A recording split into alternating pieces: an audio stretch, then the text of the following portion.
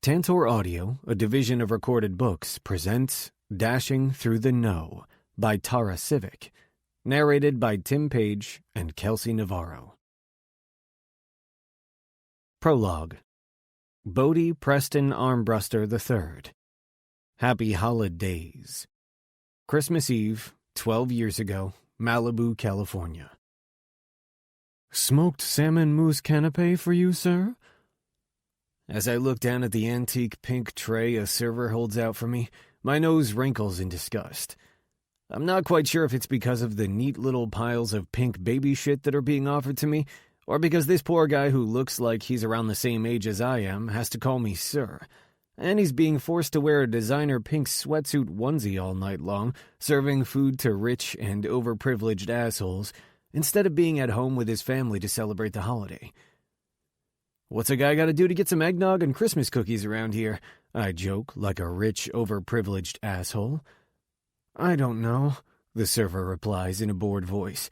Maybe try the flamingo petting zoo out on the East Lawn, or the ballroom where Katy Perry is getting ready to perform. Seriously, who throws a party on Christmas Eve where everything from the floor to the walls and the staff uniforms and the decor is nothing but Pepto-Bismol pink without a tree or an ornament in sight? Every inch of the walls is covered in real pink roses. Thousands of strands of pink roses attached to fishing line are hanging down from the ceiling of every room. There are pink tablecloths, pink dinnerware, pink food, and pink bubbles from bubble machines floating around the sprawling mansion. It's bad enough I'm 22 years old and I'm still being forced to attend functions like this because my daddy told me to. There isn't one Santa in a red suit, one strand of multicolored twinkle lights, one Christmas carol being sung, or one red and green wrapped package. Not that I have any personal knowledge of what a real Christmas Eve should look like, but I've seen it plenty of times in movies and on TV, and this is not it. They sit around a table eating roast beast, followed by everyone putting on matching pajamas and curling up in front of the tree, with snow falling gently outside their rustic cabin in the woods. And I'm pretty sure there's a Yule log somewhere in there, although no one really knows what a Yule log is, but I want one. They do not eat tiny piles of baby shit, followed by flamingo petting on the East Lawn, while Katy Perry sings about kissing a girl in a mansion on the beach in Malibu. Is this really what my life is going to be like? Forever? Yo, Bodie, there's so much tail at this party, all I'll have to do is trip and my dick will fall right into a ready and willing female. Merry fucking Christmas to me. A hand is clapped against my back, and I don't even bother giving one of my oldest friends a smile in greeting as he grabs a pile of baby shit from the tray and shovels it in his mouth. I shrug away from Brandon's hand on my back and give the server in front of me, still holding the pink tray, a small smile of apology for my friend, because I know this is only just the beginning of what's going to come out of his mouth. Hey, didn't I ask you to get me a Jack and Coke like 15 minutes ago, slacker? Brandon asks the server right on cue, grabbing another pink hors d'oeuvre from the tray and popping it into his mouth. You'd think the Parker family would be able to spring for better help. You're a lazy fuck. Jesus, Brandon, shut up, I mutter, unable to keep quiet any longer, giving the guy in the ridiculous onesie a quick verbal apology for Brandon before he just rolls his eyes and walks away to offer some other offensive asshole a pile of pink baby shit. I don't know if my friends have gotten worse lately with their atrocious behavior, or if I've just become less tolerant of it. Whatever it is, I'm tired of shrugging it off all the time. I'm tired of being embarrassed by half the things they say and all of the things they do.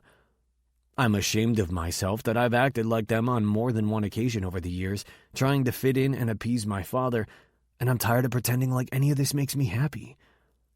Happiness would be wearing matching Christmas pajamas, sitting in front of a tree in a cabin in the woods with people who let me be me, whoever that is.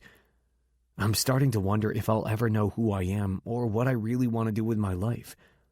I've never been given a choice about anything, and it's never been more glaringly obvious how weak and pathetic I've become than right now, being stuck at a party I don't want to be at on Christmas Eve, surrounded by people I can't stand. What's your problem?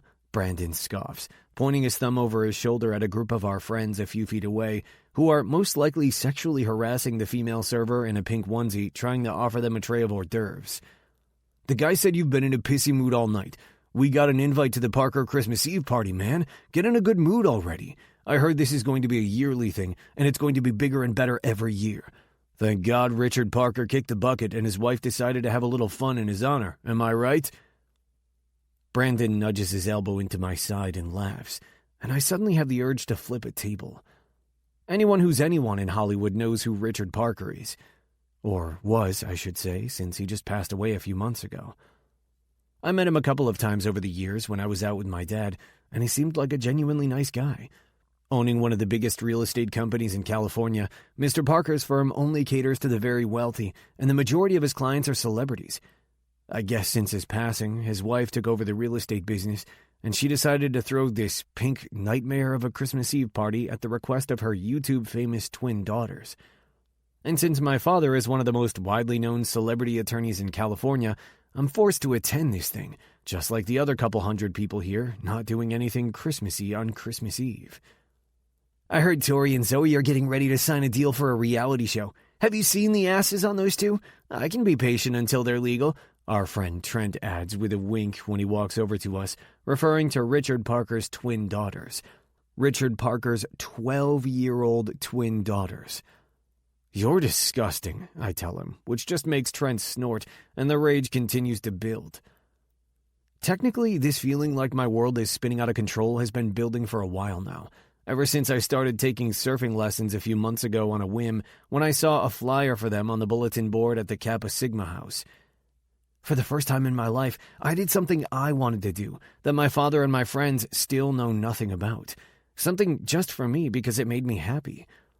Being out there alone on my board with nothing but miles and miles of ocean stretched out in front of me, with nothing but possibilities stretched out in front of me, it makes me forget who I'm supposed to be and what I'm supposed to do, and it makes me feel free.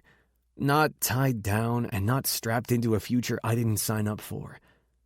The closer I get to graduating from Stanford in May, and the closer I get to securing a future I haven't wanted since the day it was decided for me, the more I crave that freedom, and the closer I get to tipping over the edge and losing my shit. When I hear a loud, boisterous laugh from the other side of the room, I turn my head to see my father squeeze the ass of a woman who is not my mother and is closer to my age than his own. It takes everything in me not to actually flip the small pink bar table next to me with a 4-foot-tall pink flower arrangement on it. Not for my mother. She wouldn't even care or notice that my dad is fondling another woman in public. She left an hour ago so she'd have plenty of time to fuck her driver before my father comes home. I'm about ready to rip this constricting tux off my body and climb out of my skin because this is my future. All of this. I'm friends with these assholes because my father is friends with their fathers. They are the sons of politicians, celebrities, and the wealthy and elite who have never had to work hard for anything they have. These are the people my father has deemed as the right people to associate with to further my career and make him look good. I'm graduating from Stanford in the spring just like my father. I've been accepted to Harvard Law just like my father. I already have an internship at my father's firm waiting for me, as well as a job when I graduate law school, and I'm well on my way to becoming a card-carrying member of the douchebag frat boy club, just like my father. By the time my mother wakes up from her Xanax and red wine coma, and my dad leaves the bed of whatever woman he goes home with from the party, Christmas will be over, and I will have already opened up the same present I've gotten from them every year, all by myself, just like every year. A coffee mug-stained envelope filled with cash left on the kitchen counter.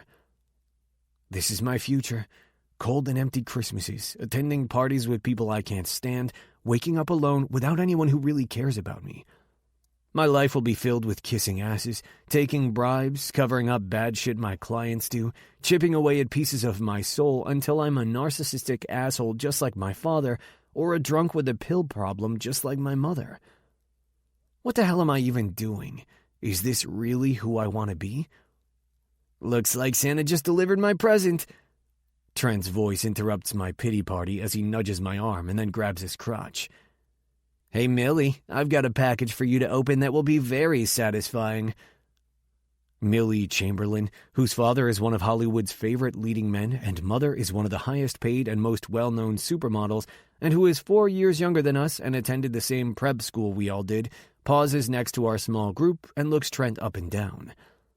Bringing a straw up to her mouth from a McDonald's cup she's holding in one hand, she takes a loud, slurping sip, making me chuckle for the first time in months. Only Millie Chamberlain could walk into one of the fanciest Hollywood parties of the year wearing a sparkly gown that costs more than most people make in a year, with her elbow bent and wrist cocked, holding a paper bag of fast food daintily in her fingers like she's holding an expensive Birkin bag, while sipping from a fast food cup like it's a glass of Dom Perignon. "You couldn't satisfy me if Dr. Ruth was in the bedroom with us, coaching you along every step of the way. What are you even wearing?" I chuckle again as Millie looks at Trent's tuxedo with disgust, like he's standing here wearing dirty rags he pulled out of the trash. "It's Armani," Trent scoffs, sounding less confident than a few minutes ago as he adjusts his tie. "You look homeless," Millie mutters, taking another loud slurp of her drink. "Go away." Turning to face me, a bright smile lights up Millie's face as she leans in and air kisses both of my cheeks before pulling back. "Bodhi Armbruster, the only bright light in a sea of douchebags," she greets me. "Hey!" Trent and Brandon both complain at the same time. "Oh my God, why are you still here?" Millie asks my friends with a roll of her eyes, waving her cup in their direction. "Run along now, the adults need to speak." I have to bite down on my bottom lip so I don't laugh out loud when Brandon and Trent immediately scurry away with their sexual harassment tails tucked between their legs. They're too afraid to piss Millie off and land themselves on a Hollywood blacklist, never to be invited to another party again. Born with the same silver spoon in her mouth as the rest of us, Millie, more than most, literally has no idea there are people out there who don't have so much money it's nauseating. She's not an outright asshole like my friends. She's just Millie. But she knows who she is and makes no apologies for it, even at 18 years old. She doesn't care what anyone thinks of her. She just lives her life and does what makes her happy, no matter how insane it is. And their parents support her as long as she's content. That's what's most mind-boggling of all. There isn't one person in my life who would support me if I decided not to go to law school. "What's with the McDonald's?" I ask Millie, nodding in the direction of the bag she's still holding like an expensive purse as I reach up and loosen my tie, suddenly feeling like I'm having a hard time breathing. "I made a new friend," Millie gushes with a big smile. "I found the twins' older sister hiding in a guest bathroom upstairs. She's a sad, pale little thing with no fashion sense who hates people, but I'm sure she'll warm up to me in no time, especially since I procured her some nugs." "The twins have an older sister?" I ask in shock, forgetting about my breathing trouble for a minute. Everyone knows who Tori and Zoe Parker are, seeing as they've had the #1 YouTube channel since the day they posted their first video. It's pretty crazy that I never even knew there was another sister in the Parker family. "Yes, her name is Allie Parker. She's the same age as me, and we're going to be best friends forever." Millie takes another sip of her McDonald's drink and then points the straw at me, changing the subject. "You should let your hair grow out. That blonde, closely shaved on the sides, slicked back on top look isn't good with your bone structure. I see you with more of a shaggy surfer look." I start coughing and choking on my own spit so hard when Millie says surfer that she has to set her drink down on a table and reach over and pat me on the back a few times while she continues talking. "Do you even own a t-shirt? I'd like to see you in something of the soft cotton variety, like an old concert tee. Dare I say, you could even pull off cargo shorts. You just don't look right in a tuxedo, my sweet friend. Handsome as hell, don't get me wrong, but you look like that time I was out with Brittany and we ran into Justin. A little pukey and very uncomfortable." My closet is filled with nothing but designer suits, polo shirts, button-downs, and dress pants. I don't own cargo shorts or any concert t-shirts because I've spent my entire life studying and always being good and always making the right choices so I don't end up in the tabloids and mess up my father's career. It doesn't matter that all the people he thinks I should be friends with are literally the scum of the earth who make all the wrong choices. And I've had a standing appointment with my father's stylist for a haircut every 6 weeks since I was 10 years old. I don't even know if my hair can grow out any longer, but now I have the sudden urge to never cut it again. "FYI, Valet has the good weed tonight." "I don't do drugs," I reply, panting as I speak, wondering why it suddenly feels like it's 100 degrees in here and I'm sweating my ass off. Millie laughs and shakes her head at me, grabbing her drink from the table and taking another sip. "Oh, sweetie, you're so cute and innocent." She sighs, talking to me like she's the adult and not 4 years my junior, cocking her head to the side as she watches me fan my face, while my chest feels like it's getting tighter and tighter. "But seriously, go to the valet for the good weed. Stay away from the coat check room. There's so much coke being snorted in there it looks like the inside of a snow globe." My panting breaths cut off for a second as I raise one eyebrow at her. Even though Millie came out of the womb as a mature adult, she's still like a little sister to me. "Oh, don't give me that look. I haven't done coke since that Christmas party at Marilyn Manson's house last year," she informs me. "It was so boring. You would expect someone like him to at least sacrifice a human or two over eggnog. After he made us sing Silent Night for the 3rd time surrounding his piano, I started sprinkling it in my cocoa." "So that's why you're banned from his house," I muse. "I always wondered." "I thought his grandmother was the maid. She looked parched, so I gave her my drink. I didn't tell her to snort lines off of the bartender or remove any article of clothing. That was all her," Millie complains. I hear my name being shouted from across the room and turn to look through the sea of people to find Brandon waving at me while making hip-thrusting motions behind the female pink onesie-wearing server from earlier, and my heart starts beating faster again. A few feet away from Brandon, my father makes eye contact with me, smiles, and motions me over to a group of men from his firm and the reality star who was just accused of sexually assaulting a minor. My skin breaks out into a cold sweat once more, and I quickly loosen my tie completely until it's just hanging around my neck, while I unbutton the top 2 buttons of my white dress shirt. It feels like an elephant is sitting on my chest, and no matter how hard I try, I can't take a deep breath as I stand here surrounded by celebrities and the Hollywood elite, panting like a damn dog. "Are you okay? Now you look like I did that morning I woke up in Lindsay Lohan's bathtub," Millie says, studying my face closely. "I'm fine." I wave her away with my hand and a smile in between pants, even though I'm definitely not fine, and all I want to do right now is jump into the ocean and swim the hell away from here. But I think I'm having a nervous breakdown. "Oh, goody, something I can help with," Millie cheers happily, bending over a little and leaning her upper body toward me, since both of her hands are still full of McDonald's. "But just so you know, I've had 3 nervous breakdowns, and this is not that. It's just your garden variety panic attack. If you want to just reach down into the front of my dress, I've got Xannies, Percocets, a couple of Tylenols with codeine, and 1 horse tranquilizer that I would not recommend mixing with alcohol, or you'll end up in a yurt in Tibet with John Mayer."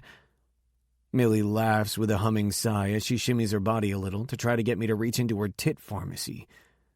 "I told you I don't do drugs. I'm going to law school. I'm going to be a lawyer," I remind her, swallowing a few times before I can speak again as I glance over to see my father looking annoyed and heading in this direction. I literally just vomited in my mouth when I said that. What is happening to me right now? Am I dying? My heart beats faster. Butterflies are flapping around so hard in my stomach, it feels like they're going to claw their way out. And my father is still looking irritated with me as he makes his way over here through the pink nightmare of flowers and people. "I don't know what to do," I whisper as my eyes dart around the room. I don't want to be a lawyer. I don't want to be friends with douchebags. I sure as shit don't want to become my father. And I definitely don't want to be here right now on Christmas Eve in a house filled with fake people, minus Millie, and pink shit instead of pine garland and twinkle lights and genuine happiness. Did you know my parents never took me to see Santa? Never, not once. That's pretty shitty, right? I laugh a little hysterically. I'm Jewish, and even I've sat on Santa's lap. But you know, he was young and hot, and he wasn't wearing pants at the time, and my dad paid him to be at one of our parties, so it felt a little hookerish when we snuck off. But whatever, I was a very good girl that year. Millie laughed softly before giving me a reassuring rub of her hand on my arm. I don't know what the hell I want to do, but I know I don't want this. This feeling like I'm losing control of my own life, and if I don't get out now, I never will.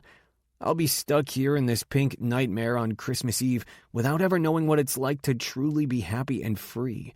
Without ever knowing what it's like to wear matching Christmas pajamas, sitting in front of a tree with someone who loves me for me, who lets me be whoever I want and doesn't shame me for my choices, whatever they might be.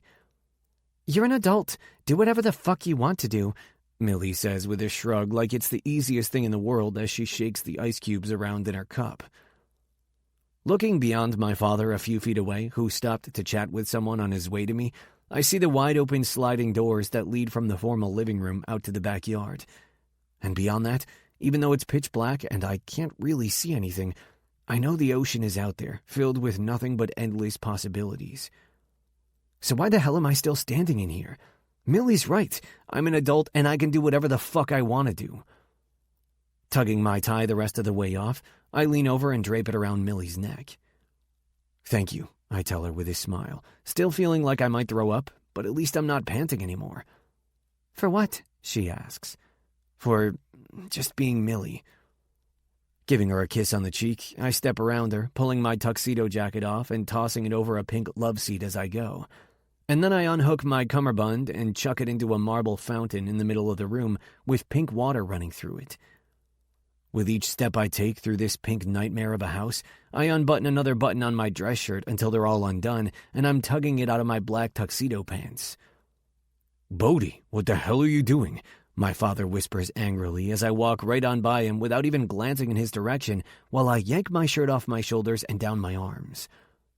I continue through the house, smiling and nodding at all the shocked faces as I toss my dress shirt into a flower arrangement in the middle of a table, and then I pause by the sliding doors to the backyard to kick off my shoes and pull off my socks.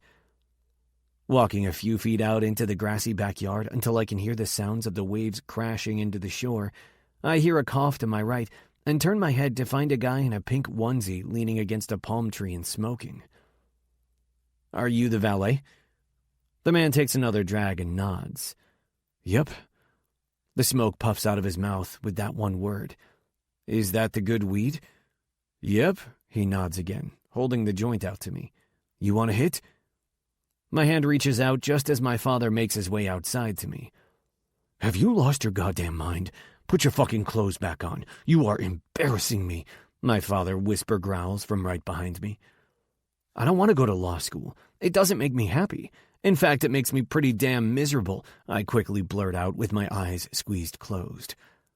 As soon as the words are out of my mouth, as soon as I say them out loud for the first time, that feeling like I'm going to throw up instantly disappears, and I finally feel like I can breathe. I turn around to face him just as a loud bark of laughter comes out of him, but it's not a sound filled with comfort and joy. I don't give a shit about what you want. Get your clothes back on and stop acting like a child. His predictability just makes me smile brighter as I reach out and take the joint from the valet's outstretched hand without dropping my father's angry stare. Bringing it up to my mouth, I take a long, deep drag and hold it in my lungs for as long as I can before letting it out. Followed by a good, solid 2 minutes of bending over at the waist, coughing so hard I'm fairly confident one or both of my lungs will fly up out of my mouth and land with a splat on the grass in front of me. Damn, that really is the good weed. I cough and laugh as I finally stand back up, hand the joint back to the valet, and find my father looking at me like I just pulled a knife out of my pocket and stabbed everyone in attendance, who now all have their faces pressed up against the windows just inside the house, watching our every move. Bodhi Preston Armbruster, what in the hell has gotten into you? Do you have any idea what kind of damage control I'm going to have to do after this stunt? I don't really give a shit. My father's gasp can probably be heard from space, it's so loud. I've never talked back to him. It's always, yes, sir, right this minute, sir, because my father has always demanded respect, and I have always obediently done whatever he's asked of me. And for what? So we can continue not giving a shit about me or my happiness? While he stands in front of me opening and closing his mouth wordlessly, I turn back to the valet who is still casually puffing on his joint while he looks back and forth between me and my father. Taking another drag when the guy offers it to me, I only cough for about 30 seconds this time before I can speak again. What are you doing after this? I asked the valet. Me and a few guys picked up a van and we're heading to Florida, then off to Costa Rica. Got a beat on some jobs being caddies to professional golf players on the national tour. He shrugs as we pass the joint back and forth, and my father's face gets so red, someone should maybe call 911. I hate golf, I tell him, holding the joint between my lips for a few seconds as I unbutton my tuxedo pants. Everyone does, but it pays okay and you get to travel, plus free hot dogs. Right on, I smile, taking one last hit before handing what's left of the tiny joint back to him. I'm in. Just need to do one last thing first. Turning away from my new friend, I quickly shove my pants and boxer briefs down my legs and kick them off to the side as I stand back up and smile at my father. I quit. Fuck you for never taking me to see Santa. With that, I turn and walk away from my life with my dick flopping around in the ocean breeze and half of Hollywood staring at my bare ass as I make my way down to the sand. You're going to be nothing but a joke, a loser with no future, and no one will ever take you seriously. You will have nothing, my father shouts after me as my feet pad through the sand and every weight on my shoulders disappears the closer and closer I get to the water. But I'll have my freedom and matching Christmas pajamas, and that's all that matters. Maybe someday I'll find someone who takes me seriously. But until then, I'm going to do whatever makes me happy. Picking up the pace, I run the rest of the way through the sand, laughing as I go until my feet hit the freezing cold water, shouting at the top of my lungs when I take a running leap to dive headfirst into a wave. Merry Christmas to all, and to all a good toke. Chapter 1. Tess. Resting Grinch Face. Present day, 1 week before Christmas, Summer Sweet Island. He was killed by the Polar Express. Sadly, he was trampled by a reindeer. He fell off the roof while hanging Christmas lights. Freak hunting accident. Shot himself right in the dick and bled out. He was bashed in the head with a stocking holder when he was playing tag and it fell off the mantle. He was kissing Santa under the mistletoe and died from mouth herpes. Very tragic.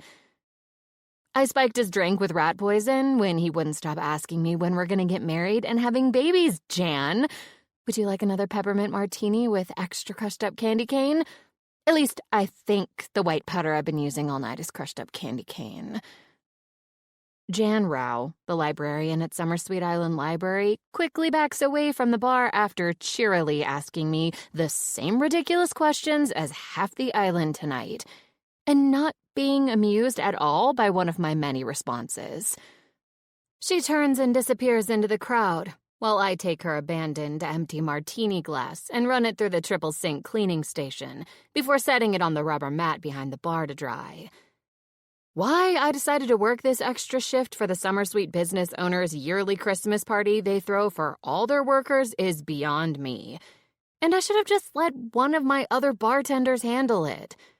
Aside from the fact that Christmas gets on my last damn nerve every year because it's always so hectic and over the top and entirely too cheerful with way too many organized events, I've gotten nothing but nonstop questions about my relationship since I walked in the door of SIG tonight. When are you and Bodhi going to tie the knot? Has he proposed yet? Do I smell babies in your future? What you're smelling is my brain melting every time you ask me a stupid question like that, Margaret. Or it's quite possibly the paper snowflake I just ripped from the fishing line hanging down from the ceiling right above my head, and am now holding over a red jar candle surrounded by holly leaves, letting the candle's flickering flame eat away at the stupid decoration. I feel a tad calmer once the paper snowflake is incinerated into ash inside the jar, just like I always do when I light something on fire that annoys me and it instantly disappears. And since I can't exactly light everyone in this room on fire, the shit hanging above my head that I have to keep smacking out of the way as I make drinks for people all night will have to do. Rockin' Around the Christmas Tree is playing from the sound system. People are enjoying the Christmas cocktails I've been churning out all night, and they're all happily dressed in their best and gaudiest Christmas sweaters. This is a time of great joy and happiness, and I look around the room and just want to burn it all to the ground. It's not that I hate Christmas exactly. I'm just more annoyed than normal this year, and it's all my boyfriend's fault, so he has to die. Repeatedly. And tragically. Heads up! Even though I'm distracted and in a shit mood, my reflexes are still spot on. My hand flies out to catch the small foam Santa stress ball that just came flying at me from across the room. I carefully toss it back high over the heads of guests to my nephew through friendship, Owen, before popping the top off a bottle of beer and sliding it over to Gina from Starboard Sweets. The only good thing about bartending this Christmas party, aside from the extra money, is that all of my friends are in attendance and I get to see them while I work. Palmer and Bertie have been wrapped around each other in a corner, sucking face all night, in between talking everyone's ears off about their wedding plans. Shepard has been taking last-minute Christmas orders for his stupid shirts covered in glitter. Ren and Owen have been playing catch with the stress balls they gave out as party favors. Laura, Bertie, and Ren's mom has been juggling 2 dates all night who still aren't aware they're both on a date with the same woman. Murphy keeps getting yelled at for turning the Christmas music off because it gives him a headache, and now he's over by the hors d'oeuvres table handing a kid an entire plate of cookies after making him cry. And Emily has been teaching everyone the Jingle Bell Rock dance from Mean Girls. So, pretty much just your typical Friday night on Summer Sweet Island. Janine Char just told me the news about Bodhi meeting his unfortunate demise when a squirrel jumped out of the Christmas tree he cut down and chewed off his carotid artery. For the first time tonight, I smile when Bertie slides her empty glass across the top of the bar for me to refill.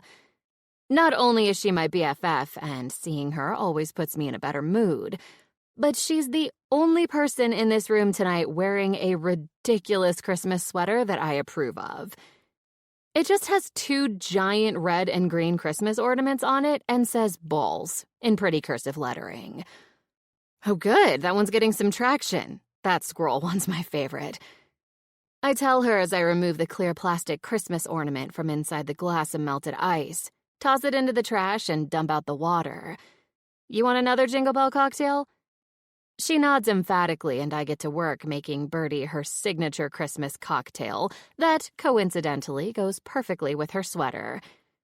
Pine-infused vodka, soda water, and cranberry juice, garnished with a sprig of pine and a few frozen cranberries.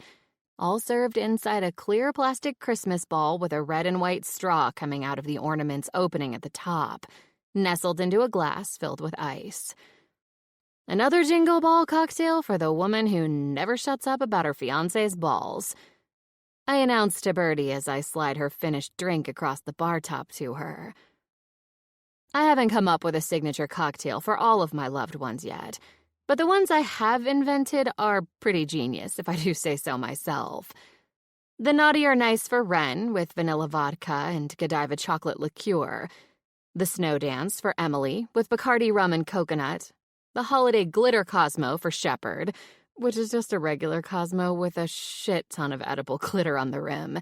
And even though he doesn't drink hardly ever, aside from a beer with the guys every once in a while, the Snoop Noggy Nog for Bodhi, consisting of vermouth and heavy cream.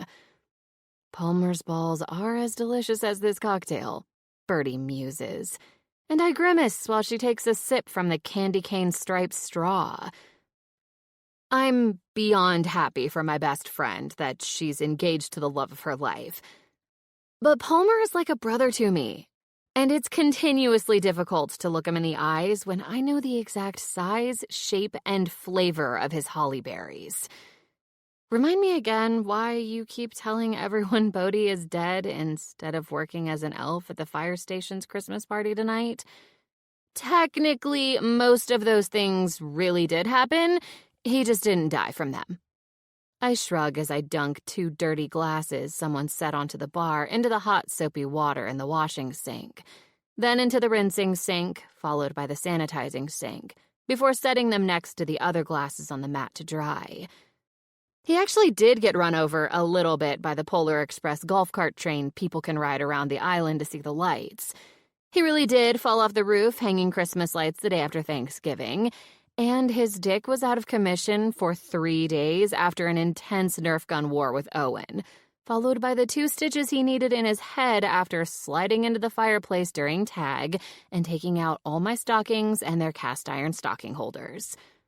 I'm pretty sure it's only a matter of time before he tries to splice the wires of broken twinkle lights while taking a bubble bath, and he really does die. He's a giant man-child pothead with no redeeming qualities, but I sure do love the guy. Bertie laughs. A low, rumbling growl comes out of me, and Bertie quickly grabs her drink from the bar and starts backing away, much like Jan did a few minutes ago. It's one thing for me to call my boyfriend a man-child pothead, but no one else is allowed to do it. Yes, my boyfriend smokes a lot of weed, and eats a lot of edibles, and owns more bongs than articles of clothing and always has his vape pen on him for emergencies. I know people look at him and think he's ridiculous and never takes things seriously and will never grow up and does nothing all day, every day but smoke pot and take naps. But I know why he is the way he is, especially after he told me about his past. I know that once he left his old life, he finally found some freedom and happiness, but he also found a debilitating case of social anxiety along with panic attacks. I know if he's completely marijuana-free, he can't even pick up the phone and order a pizza. He won't leave the house. He can't handle large crowds of people or too much noise. He doesn't laugh easily. His smiles are forced and he just completely shuts down and feels like he can't function. I'd much rather he utilizes organic ways to get himself in the right headspace than develop a drinking problem or have to be on so much prescription medication it turns him into a zombie. If he was nothing but a loser pothead, my cottage wouldn't always be spotless. My laundry wouldn't always be washed, folded, and put away, and my fridge and pantry wouldn't always be magically stocked with food. Sure, it's mostly because Bodhi always has the munchies and will literally have a breakdown if we're out of Red Vine's licorice or chips and guacamole. But still, if he was nothing but a loser pothead, dinner wouldn't always be on the table when I walk in the door, or brought up to me at the bar when I'm working a late shift. And sure, I never know what kind of a new job he'll come home with from one week to the next, but I like that about him. I like that he won't just settle for a 9-to-5 job that makes him miserable because it's what society says he's supposed to do. I like that he won't spend 1 penny of the giant sum of money he made all those years caddying for Palmer until he finds something important and worth spending that money on. And I've threatened him on more than one occasion that he is never allowed to use that money on me. He earned it before we were together, and it's his, and it has nothing to do with me. And being the good listener that Bodhi is, right when I'm starting to panic about paying bills, he finds a swingers convention that needs a games moderator, or someone wanting surf lessons, and the rest of the money I need for bills is magically deposited into my bank account the next day. I might not want any of the money he earned before me, but this man lives with me now and sleeps in my bed and shits in my toilet, and I find his dirty socks all over the fucking house because that seems to be the one and only thing he can never clean up. Hell yes, he needs to help pay these bills. I do not house freeloaders, no matter how good they are with their penis. He has broken more items in my cottage running around on one of his sugar highs or playing catch with Owen that I've finally realized I'm just not meant to have nice things. But he takes care of me, makes me laugh and not take things so seriously all the time, is a great listener, and gives great advice. Yes, he can be childish as fuck the majority of the time and can drive me up the goddamn wall some days, but not when it counts. For the first time in my life, I feel defensive over a guy I'm dating. The guy I thought would be a one-night stand 6 months ago, who's been sleeping on my couch ever since. Okay, fine, he only sleeps on my couch when I break up with him when he really annoys me, which is only like 3 times a month. What the fuck ever. This is all his fault for making me have feelings and shit. He's the first guy I've ever dated who lets me be me without making me feel bad about who I am. He understands I'm always right and it's my way or the highway, and it actually turns him on when I stomp my foot and order him around. He doesn't puff out his chest and try to act like just because he has a penis he needs to make all the rules. He doesn't have a giant ego that can't handle being with a strong, independent woman, and when I ask him to pick up tampons at the store, his only reply is, "What's the flow situation today on a scale of light to this looks like a crime scene, and do we also need chocolate?" And if I even think about how excellent he is at giving orgasms, I'll probably black out. I know I'm a bitch.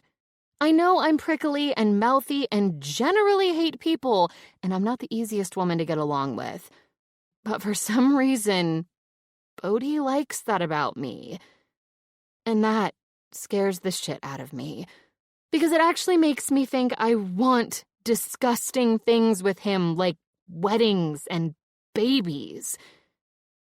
My eyes well up with tears when I suddenly have the same vision I've been having way too much lately of Bodhi slipping a hemp ring on my finger. Because what else would Bodhi slip on my finger? Which just makes me growl again and add in a foot stomp for good measure until the tears subside. Is this actually you having a freakish mood swing right in front of me, or are you going to blame it on a brain tumor again? Bertie asks with a quirk of one eyebrow. Tiny Tim the tumor is the only reason I've been so off lately, I remind her. I've had fevers, a sinus infection, blurred vision, dizziness, and I keep daydreaming about weddings and babies. I am broken, and the only plausible explanation for my brokenness is that I'm dying of a brain tumor, and it all started the night of the damn blowjob proposal. Bodhi gave me a tumor. Be serious. Bertie laughs and takes another sip of her ball juice. My friends don't seem to want to board the tumor train with me just yet and refuse to take me seriously, but it's fine. They'll be punching their tickets soon enough. Well, you'll be happy to know I have officially passed the torch to Bodhi and sent him a text explaining what is required of him. And now he has the big boy responsibility of being the one the doctor calls with your test results instead of me. You are literally going to play the worst game of high telephone ever. I can definitely see the doctor telling Bodhi you have heartburn, and then he'll smoke some weed and wind up telling you that you need a triple bypass. I roll my eyes when Bertie calls it a big boy responsibility, even though that's exactly what I called it when I got home from the doctor the other day. Pissed he wouldn't do a full body scan to find Tiny Tim the tumor and only wanted to take 11 billion vials of blood. Which resulted in me snapping at Bodhi and telling him he wasn't coming near me with a hemp ring unless he took on the big boy job of getting my test results for me instead of Bertie, to see how responsible he can be when he has to tell me I'm dying. Yes, I have a freakish case of anxiety when it comes to doctors and getting test results. Bertie has always been the one who gets the call from the doctor first, so she can break whatever it is to me gently. Ever since that time I thought I was dying from bladder cancer and refused to answer the phone. And it just turned out I had a UTI. And since I haven't been forthcoming about all my wedding and baby nightmares, the hemp ring comment really confused Bodhi. I'm pretty sure he only agreed to my demands to get me to stop screaming and throwing his socks in the fireplace. I just want to disappear somewhere and have a quiet Christmas while Bodhi gives me multiple orgasms until my death sentence arrives. Is that too much to ask? Well, good luck with that. I'm sure Bodhi will be very responsible when the doctor calls. And he has to officially inform you that you're batshit crazy. Bertie declares with a smile while I reach for the long stem lighter I used to light the candles in all the holly and pine centerpieces. So anyway, don't forget we're having a Christmas craft night at Wren and Shepherd's tomorrow night because he needs our help with all those last-minute holiday shirt orders.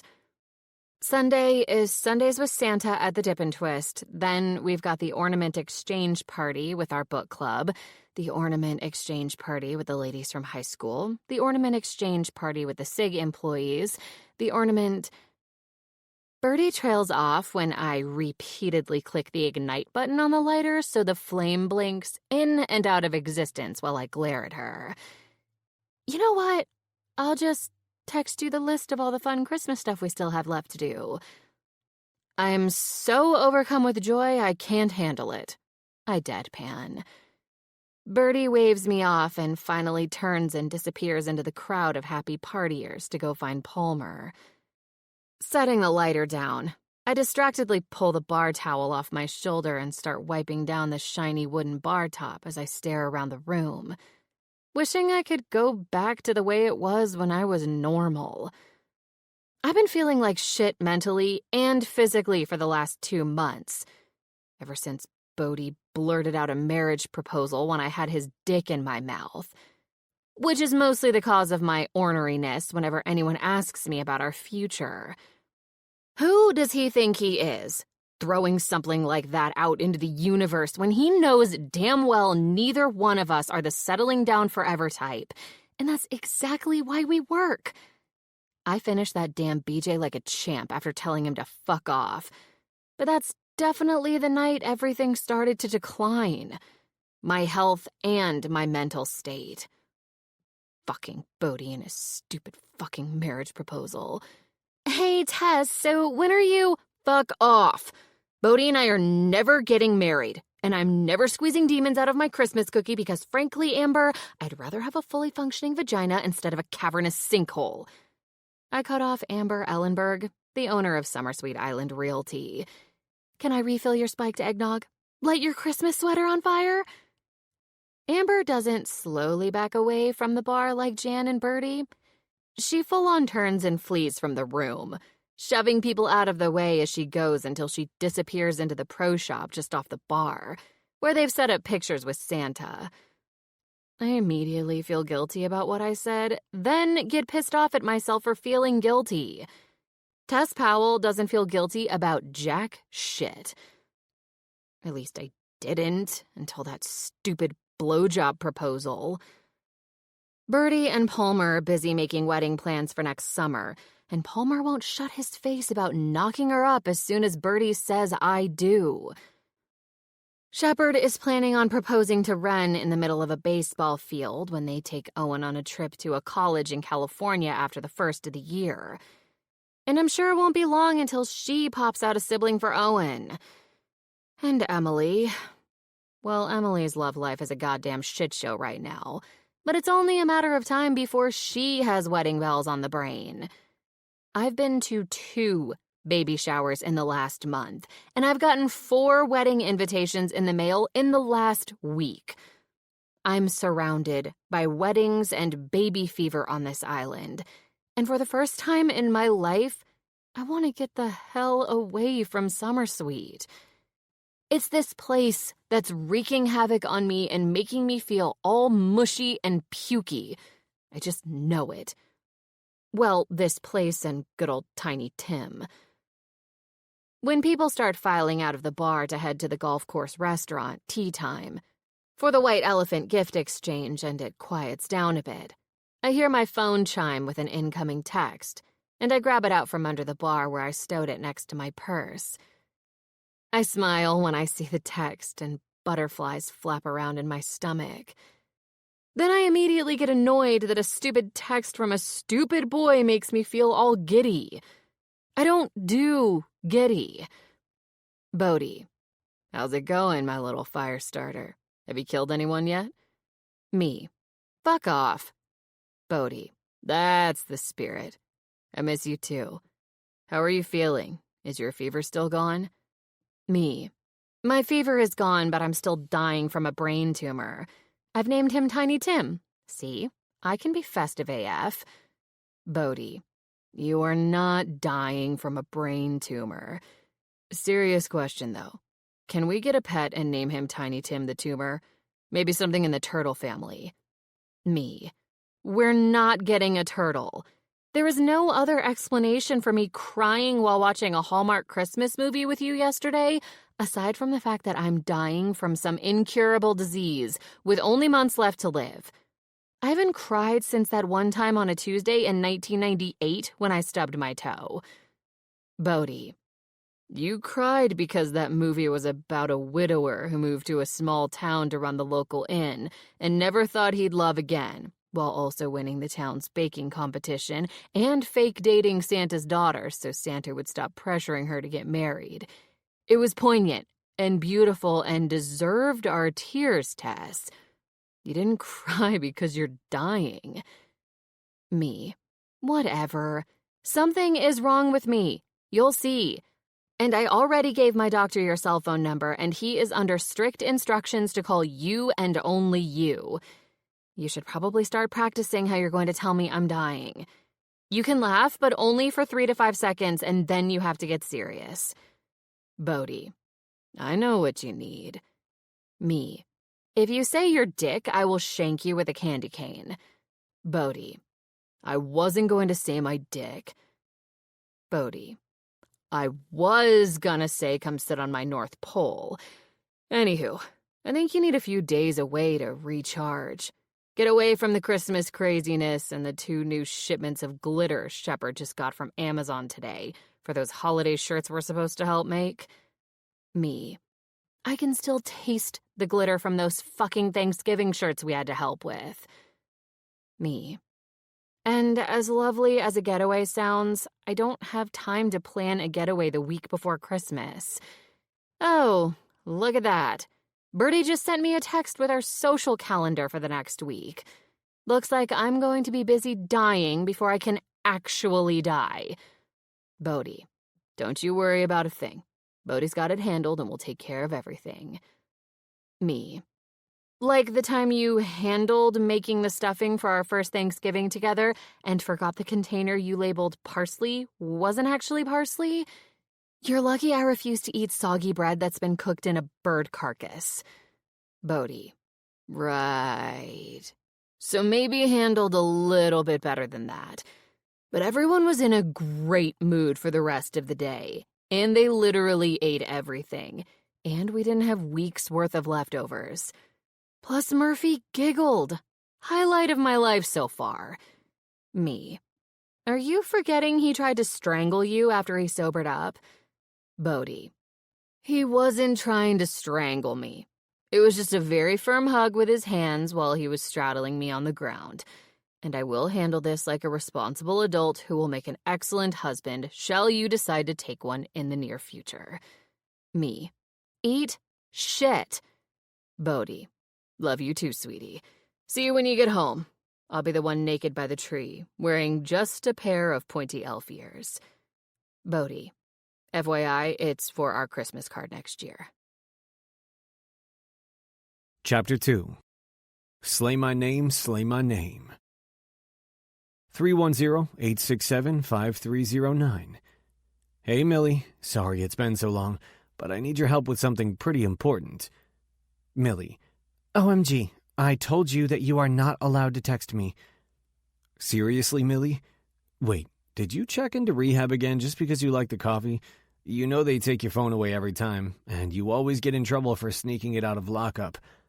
First of all, I didn't check into rehab those 3 times. I was there visiting Ben Affleck, and he was just so sad and lonely that I decided to stay for a few weeks. And they really do have the best coffee. Anyway, why are you texting me? It was one night. You have got to get over me already. Well, this is certainly fun. Who exactly do you think this is? The guy I fucked in Mykonos? Definitely not.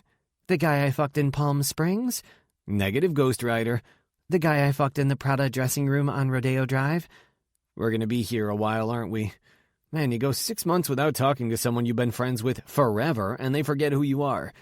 How about a hint? You were with me the first time I did mushrooms, and I threw up on your Louboutins. Frankie Muniz, Michael Bublé, Steve Guttenberg, either of the Olsen twins. Honestly, that's the worst hint ever.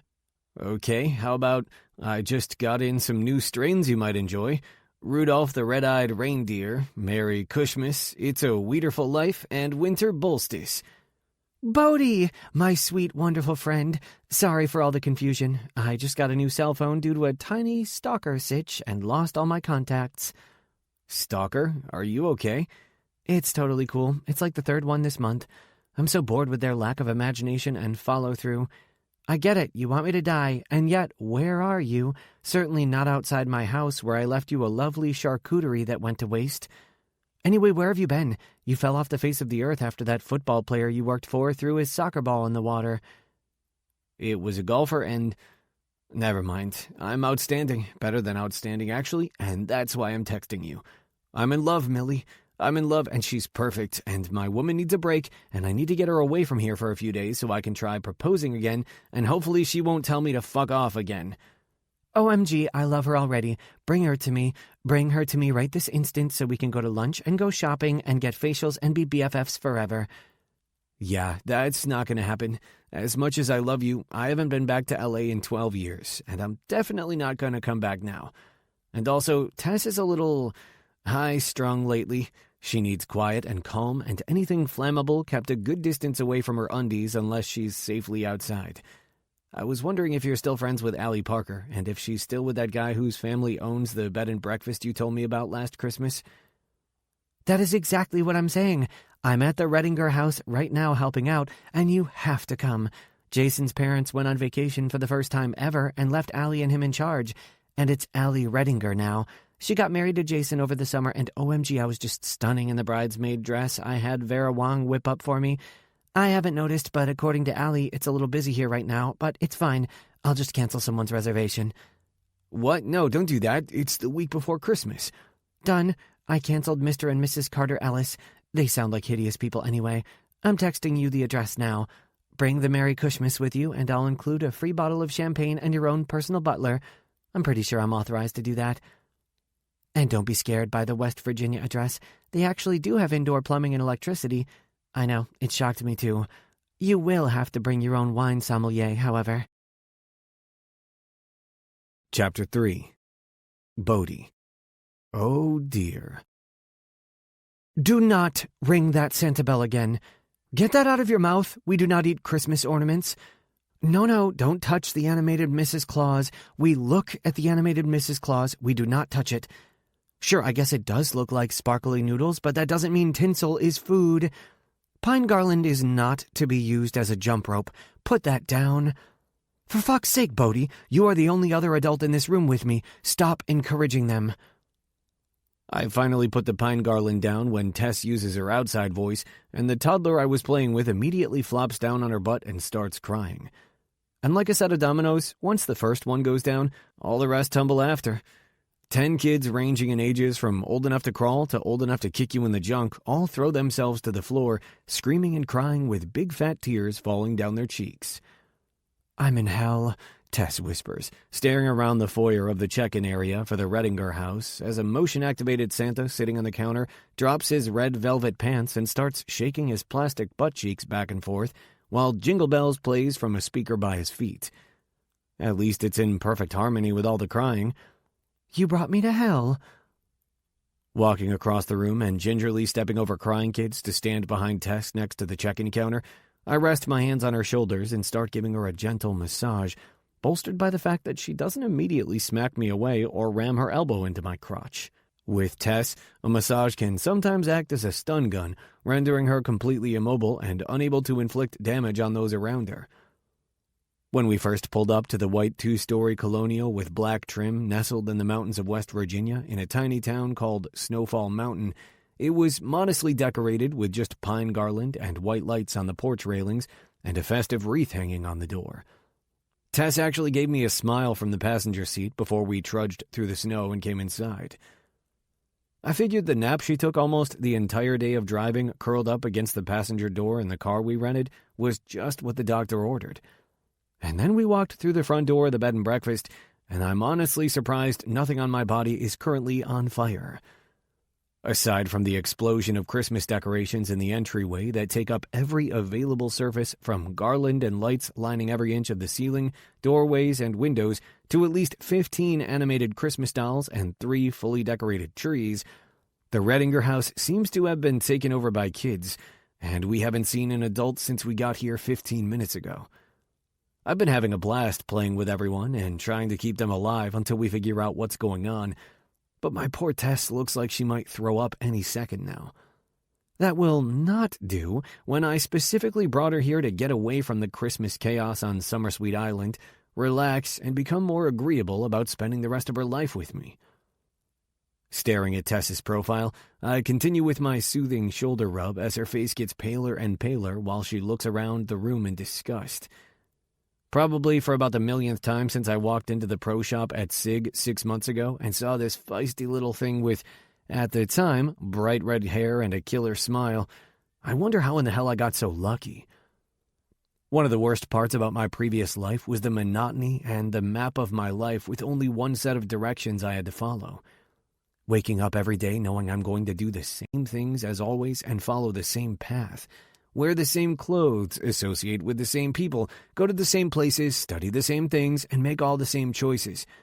Even though after I left, I never saw myself staying in one place ever again, waking up every morning with Tess and not knowing if she's going to want to suck my dick or slice it off like a Ginsu knife going through a tomato makes staying put worth it.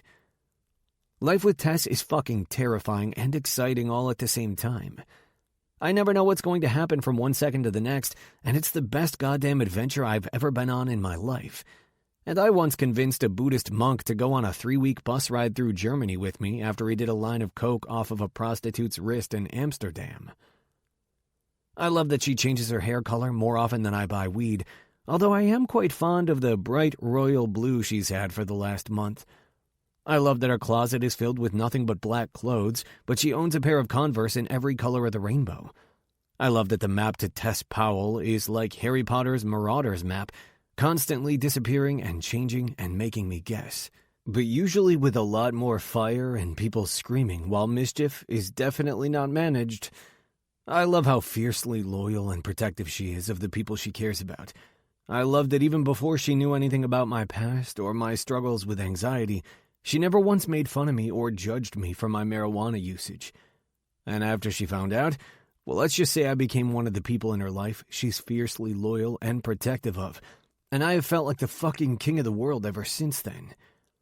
Maybe not a king, that's too much pressure. Something more along the Lord family. Lord Bodie Armstrong of Tess Powell Manor has a nice ring to it. But I'm scared to death she's sick of my shit, and the best high I've ever had in my life is going to throw me in the trash with all of the used and crumpled Christmas wrapping paper on December 26th. "Oh God, it's on my foot! It's on my foot!" Tess complains as I look over her shoulder to see an adorable baby boy wearing a red onesie with Rudolph heads on it, crawling over the top of one of Tess's black Doc Martens. "Can I kick it off?" With a laugh, I drop my hands from Tess's shoulders, move around her, and scoop the little guy up before he gets to the tree next to the counter and tries to eat the low-hanging branches again. My head whips to Tess as soon as I have him in my arms when a weird, moaning, choking sound comes out of her as she stares wide-eyed at me. "You okay there, Firestarter?" A part of me kind of hopes she's looking at me holding this baby and is all, "Put a baby in me right now, Bodie," but the chances of that happening are about as high as the chance that I am currently not high. For anyone not paying attention, that would be 0, folks. I am high as fuck right now. Before I can figure out if Tess is going to throw up or punch me, another adult finally joins us and swoops the baby right out of my arms as she walks by, talking a mile a minute. Or at least I think she's talking a mile a minute. It could quite possibly be the weed. "Bodie, it's so good to see you, even though I'm sure you don't remember me from high school because no one ever remembers there was a third Parker sister. But anyway, I am so sorry about all the kids. I have no idea what's happening, but let me get you guys checked in ASAP. You must be Tess. I'm Allie Redinger. Your Doc Martens are badass, and now I want a pair." When Allie finally stops to take a breath, the Doc Martens comment from her thaws the usual ice around my girl when she first meets someone new. The fact that Allie is wearing flannel over a t-shirt with a pair of Holy jeans and Vans and not decked out in a hideous Christmas sweater probably earns Allie a few Tess bonus points as well. Tess gives Allie that killer smile that makes me want to strip her naked right in this foyer, while Allie hefts the baby up higher in her arms. Then she shoos another one away from an electric socket and then spins around in a circle with a look of panic on her face, while the rest of the kids decide they're finally finished with their little crying jags and are ready to fuck some shit up again. A small tree on a side table gets knocked over, a strand of lights gets pulled down from one of the windows, and I'm no baby expert, but I'm pretty sure that's not chocolate the one in the corner is finger painting with on an animated snowman swaying back and forth with candles in his snowman hands. I'm back, and you'll be happy to know I'm stress-free, and that facial peel made me feel 10 years younger. The front door flies open with that announcement, bringing in wind, snow flurries, and my old friend Millie as she pulls the lapels of her brown, floor-length mink coat tightly together and shivers before giving the door a bump with her hip to slam it closed. "What the hell, Millie?" Allie screeches as she scoops up the only other kid in the room who can't walk yet, holding a baby in each arm as she tries to block 3 toddlers from getting behind the counter. "This daycare for parents so they could have a kid-free day of Christmas shopping and going out to eat in peace was your idea.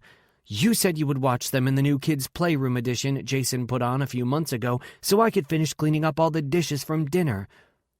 "I did. I watched them do nothing for like 5 minutes, and it was super boring. You never said I had to watch them the entire time." Millie rolls her eyes as she quickly trots across the room on the toes of her sky-high stiletto boots, air-kissing both of my cheeks before moving right to Tess. "Bodhi was right. You're perfect and you're a goddess. What are you doing the rest of the night? My schedule is wide open, so we should do cocktails." Tess opens her mouth to reply, but is immediately cut off by Allie. "Your schedule is not wide open. You are here to help out like you promised when you said you wanted to come for a visit during the busiest time of the year." "That doesn't sound like me." Millie shakes her head as Allie stops one of the toddlers from putting a strand of lights in her mouth. The front door opens and closes again, bringing in a short, bald man wearing a pair of reindeer antlers on his head who looks to be somewhere in his 40s. "I don't know how you can walk so fast in those heels. I had to run the last 3 blocks just so I didn't lose sight of you," the guy says to Millie as he brushes snow off the shoulders of his coat, stepping forward to hold out his hand to me. "Hi, name's Sheldon. Merry Christmas. I saw a photo of you on Millie's computer, but I'm sorry I don't know your name." "Oh my gosh, where are my manners? Sheldon, this is my oldest and dearest friend Bodhi and his girlfriend Tess," Millie introduces as we shake hands. "And this is Sheldon Johnson, my stalker." I immediately drop Sheldon's hand, my arm darting out and in front of Tess as I quickly move her behind me and farther away from this guy. Most shocking of all is that Tess actually lets me be protective of her. For about 5 seconds, until she punches me in the arm and moves back out from behind me. "You guys, it's fine," Millie reassures us as she smiles down at Sheldon. And I do mean down. The guy is at least an entire foot shorter than Millie's 5'10". "He followed me here all the way from Utah. I mean, that's some serious dedication, and I feel it deserves the proper recognition. I noticed him lurking in an alley next to the spa when I got out, so I invited him for coffee.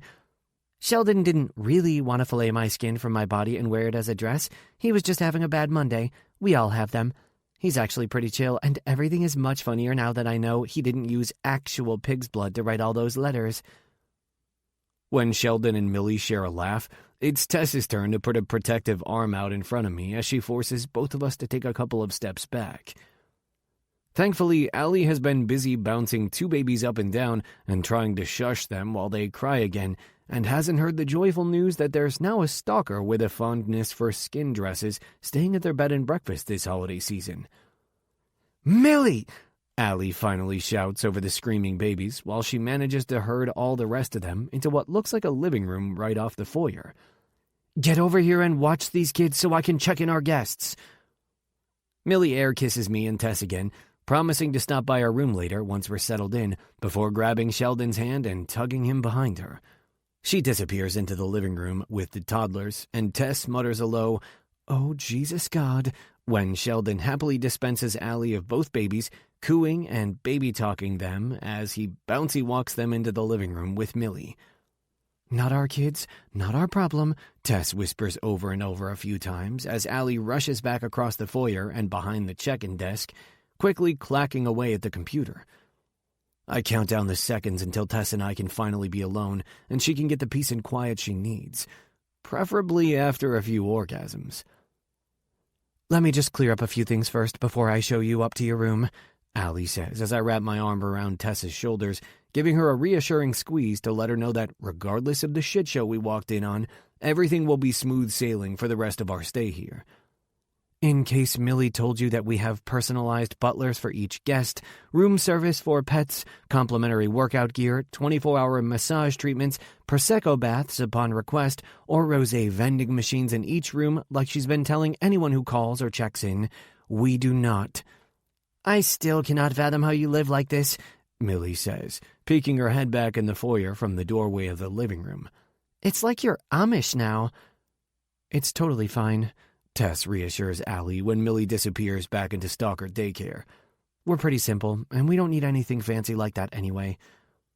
I nod in agreement when we hear a crash from the living room, followed by Millie's loud voice. Who wants to play Guess What's in the Unmarked Prescription Pill Bottles in Aunt Millie's Birkin? I'm just gonna... Yep. Tess and I both cut off Allie at the same time when she points to the living room, pauses a beat, and then runs as fast as she can out from behind the counter and into the living room. Knowing Tess is probably about 2 seconds away from punching me in the dick for bringing her here, where so far there's been anything but peace and quiet, I quickly grab onto both of Tess's shoulders and turn her to face me. Tugging her against me until all of her soft, perfect parts are pressed up against my hard ones, I drop my mouth to hers and kiss the hell out of her, hoping it will at least distract her long enough that she doesn't reach for the lighter in her bra. Chapter 4. Tess. I'm gonna comment on her vixen. I want a hippo. I want a hippopotamus for Bodhi! I shout, wincing when the sound of my own voice makes my headache get worse. Stop opening and closing the door! With a big sigh, making me feel bad for about 2 seconds that I cut off as fun, Bodhi finally leaves the door to our room shut for the first time since Allie brought us up here and happily informed us her father-in-law installed a mechanism in the doors of each guest room to play the coordinating song that goes with the room's theme every time you open and close it. I am in hell when I enter this room, and I am in hell when I leave this room. Everywhere I look, there are jolly hippos wearing jolly Santa hats. We have Santa hippo sheets and a Santa hippo bedspread with a mountain of pillows with hippos on them. An animated hippo in the corner on the floor that slowly takes his Santa hat off and then puts it back on again. A 5-foot-tall tree in another corner with white lights filled with nothing but, you guessed it, Santa hippo ornaments. And about 1 million other wall hangings, knickknacks, and decorations all around the room and the adjoining bathroom to go with that horrendous Christmas Carol theme that I have no other choice but to start reaching for the lighter in my back pocket. Sweetie, you can't burn anything in this room. We're guests here, and it wouldn't be polite. Bodhi speaks in a slow, calm voice over by the door so as to not spook me while I pace back and forth by the end of the bed. And I regrettably remove my hand from my back pocket. How are you feeling? Like I might throw up, but I'm sure it will subside the longer I'm away from the sticky, soul-sucking demons downstairs. Bodhi chuckles, and when the soft, deep sound makes me feel all tingly, I know I'm still fucked in the head after my momentary loss of brain cells earlier downstairs. When he picked up that damn baby and I felt mushy. My entire body turned to liquid and everything got warm and gooey watching him stand there snuggling a baby to his chest. And some weird, gasping, choking sound came out of my mouth before I could stop it. Ren has a term for it. A babygasm. An involuntary loss of motor skills that results in a climax of emotional excitement when you witness the man you love holding a baby. I had a goddamn babygasm. Gross! Snap out of it, Tess. How did you ever help Ren raise Owen when you can't stand kids? Bodhi smiles in amusement, tucking his shaggy blonde hair behind one ear as he casually leans against the wall next to the door, shoving his hands in the front pockets of his shorts while I sit down on the end of the bed. He's the only man I know who looks hot in cargo shorts. Cargo shorts and a white fitted t-shirt with a green Christmas tree and the words Lit AF printed on it. Whether it's sunny or snowing, Bodhi will only ever wear shorts and a t-shirt. He says he's allergic to pants and long sleeves after spending his entire life wearing nothing but pretentious designer suits and clothing. And let's just say I'm perfectly fine with his choice in wardrobe, especially the fitted shirts. If you've never seen a surfer's body, you should really Google that shit. And I'm honestly, truly, and deeply sorry for anyone who has never gotten the privilege of being up close and personal and been able to reach out and touch one. It takes a lot of muscles to paddle out through the surf and catch a wave, and Bodhi has caught some of the biggest ones out there all over the world. He's so ripped, I almost want to lift my crying ban and weep every time he takes his shirt off. I suddenly remember Bodhi asked me a question about Owen, and I should probably stop drooling over him and answer it. Honestly, I couldn't stand Owen until he could walk and wipe his own ass. I shrug, making Bodhi chuckle again as he grabs a red leather book from the side table next to the door that Allie told us had a list of all the amenities offered at the Redinger house, as well as what there is to do in Snowfall Mountain. Go ahead, tell me all the fun things there are to do around here. Bodhi is practically vibrating with excitement as he thumbs through the book, his eyes getting as wide as a little kid on Christmas morning when they first come downstairs and see what Santa brought. I can't help but laugh at his exuberance. All the stress from downstairs slowly starting to slip away just listening to him adorably ramble. They've got a trolley ride around the mountain to look at lights, Christmas PJ game night in the basement, Christmas movies showing every night in the barn behind the house, Christmas parade down the cobblestone Main Street, a gingerbread house decorating contest, a Christmas cookie decorating brunch, and oh my God. Bodhi gushes, bouncing up and down on his feet. Santa comes on Christmas Eve and gives every single person a present. So freaking cool. I mean, we won't be here on Christmas Eve, but, it's cool for everyone else. For another few seconds, once again, I feel bad that Bodhi's fun is being taken away and we're only going to be here for 3 days. As crazy as it was downstairs when we got here, I still like that it's just me and Bodhi and we can do whatever we want without following someone else's schedule or feeling guilty if we don't want to attend something. I've been spending the night on Christmas Eve at Laura Bennett's cottage since the year I turned 18. Their Christmas Eves are the craziest things I've ever seen. Everyone, including the Bennetts, me, Emily, and her parents, Murphy, and a few extended family members and their kids from the mainland spend the night eating, drinking, and playing card and board games until we all eventually pass out all over the cottage on furniture, or curled up on the floor with blankets and pillows. Then everyone wakes up at the ass crack of dawn and we all open presents. Together. Everyone ripping into everything at once and no one even paying attention to what's being opened by others.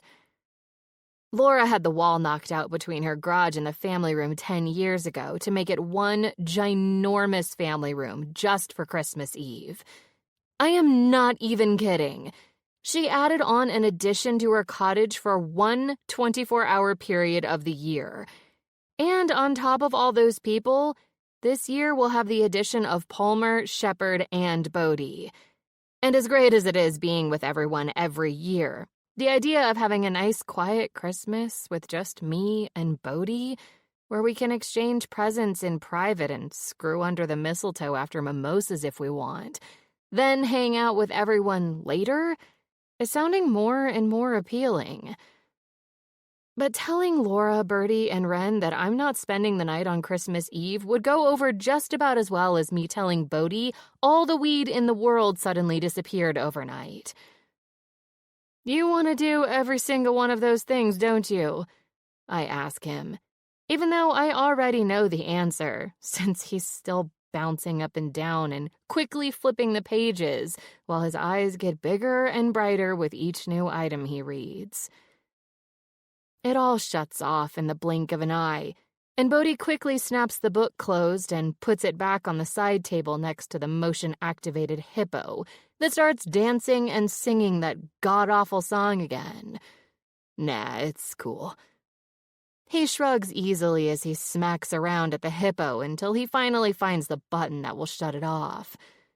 This trip is all about you, and getting you to relax and stop blaming Tiny Tim for everything.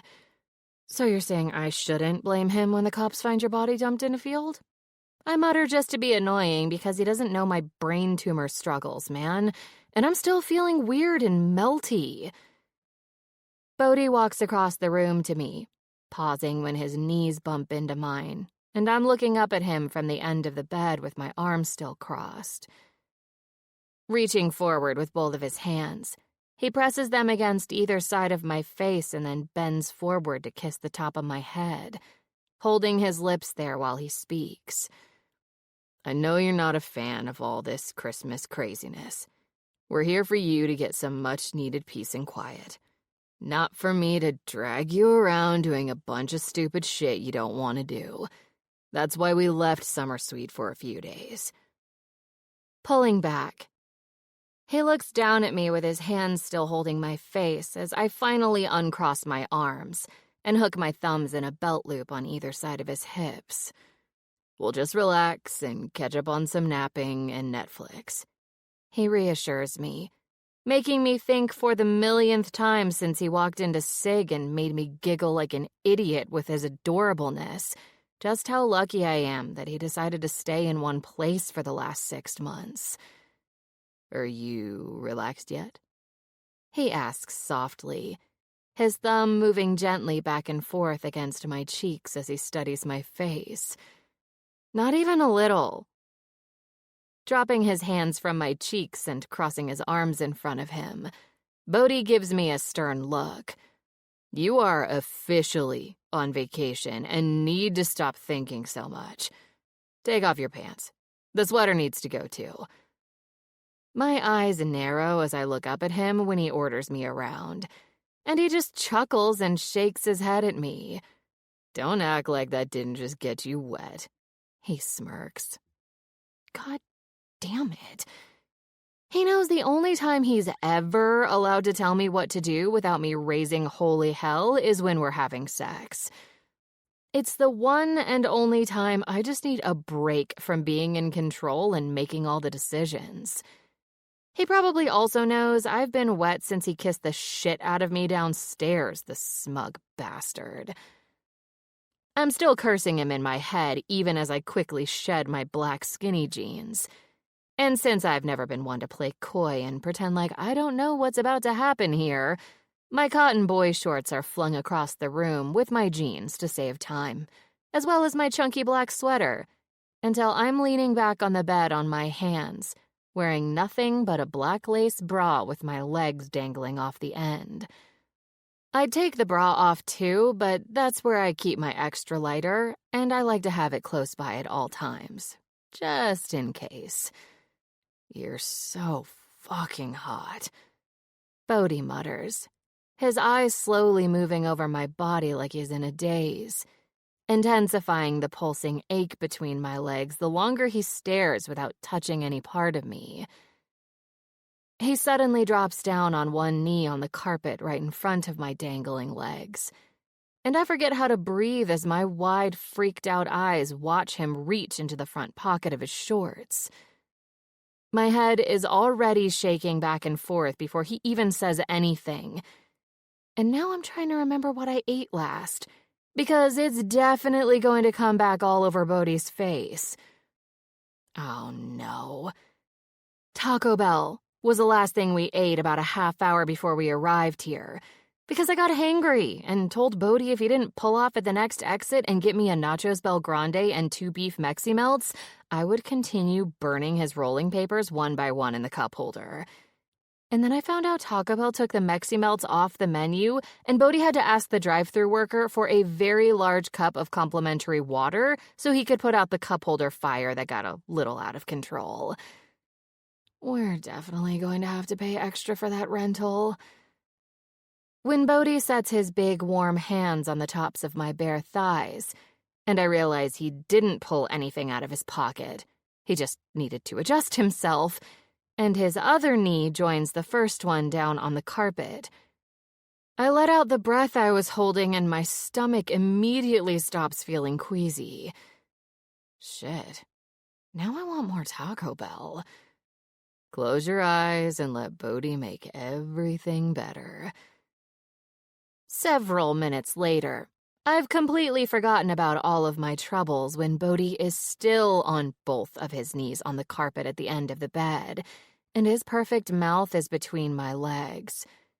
He licks and he sucks and he nips all my worries away until I'm flat on my back. My hands are fisted into the stupid hippo bedspread, and I'm chanting his name. My legs shake and my back arches as Bodhi presses his palms harder against the inside of my thighs. He flattens them open against the mattress, spreading me wide so he can feast on me, dragging his tongue through my core before going to town on my clit with short, quick flicks. Oh, God, don't stop, I tell him, writhing myself against his mouth when he doesn't even come close to stopping. He just spreads me wider and licks faster, knowing as soon as he starts doing that, there is no stopping my orgasm. I love that he's not wasting time dragging this out, as fun as that usually is, and he knows I just need some fast relief and relaxation that only his expert mouth and tongue can provide.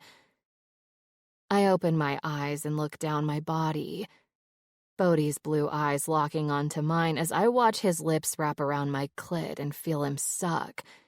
And that's all it takes for this release to explode out of me in record time. When he's licked every last bit of pleasure out of me, Bodhi moves at the speed of light and stands up from the floor to strip, quickly tossing all his clothes across the room with mine, his t-shirt landing on one of the branches of the Christmas tree. I have just enough time to quickly appreciate Bodhi's spectacular abs and mouth-watering biceps before he's moving again. A squeak flies out of me as he grabs my hips and flips me over to my stomach, scooting me up the bed at the same time. One of the pillows is pulled from the mountainous pile as Bodhi shoves it under my hips. The rest of my body melts into the mattress when he kneels between my legs, and then leans over me with his hands resting on either side of my head as he whispers in my ear, "I'm gonna fuck the hell out of you." My pussy clenches just like it always does when Bodhi gets all serious and hot in the bedroom, and I lift my hips and grind my ass against his cock until he groans loudly. "Merry Christmas to me," is all I have time to mutter in reply. Bodhi grabs hold of my hands and yanks them up the bed until my arms are out in front of me against the mattress. And he does, indeed, fuck the hell out of me. My breath leaves me with a whoosh, and his groin smacks into my ass when he thrusts into me hard and deep. I want a hippo. Bodhi immediately pulls his hips back, and the stupid song I must have imagined cuts off. After 10 solid minutes of him opening and closing our bedroom door, I will probably be hearing that song in my head forever. Holding himself still with just the tip of his cock inside me and driving me crazy, Bodhi starts peppering kisses along the back of my neck and shoulders. Gripping my hands harder in his against the mattress, he thrusts back into me and I let out a moan. I want a hippopotamus. The song cuts off again when Bodhi pulls his hips back, sliding almost all the way out of me again before I realize what the hell is happening. "That damn pillow you put under me plays music," I growl, turning my head back to glare at him over my shoulder. Bodhi just smirks and starts moving in and out of me faster and harder. The singing hippo pillow belts out her muffled on and off partial tune as she is repeatedly smushed between my hips and the bed, thanks to Bodhi's powerful body driving me from behind, until we're both laughing at the absurdity of it. Bodhi's chest rumbles against my back as he perseveres like a trooper. I wanna. Oh my God, just keep your dick in me long enough so we can finally hear the whole song. That's the Christmas spirit. He laughs through his moans against my ear as I swivel and move my hips back to meet each of his quick pounding thrusts. After 5 more I wannas and another small orgasm that shocks the hell out of me, considering what's happening right now, Bodhi follows quickly behind, throwing his head back as he comes, punctuating each of his final orgasmic thrusts with a shout. Fucking hippopotamus for Christmas!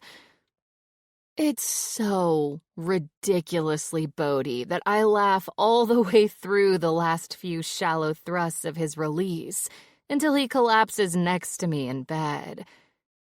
When our eyes meet, me on my stomach with my arms still stretched out in front of me and Bodhi flopped onto his back, we both start cracking up all over again as I reach underneath myself, yank the damn pillow out, and toss it down on the floor.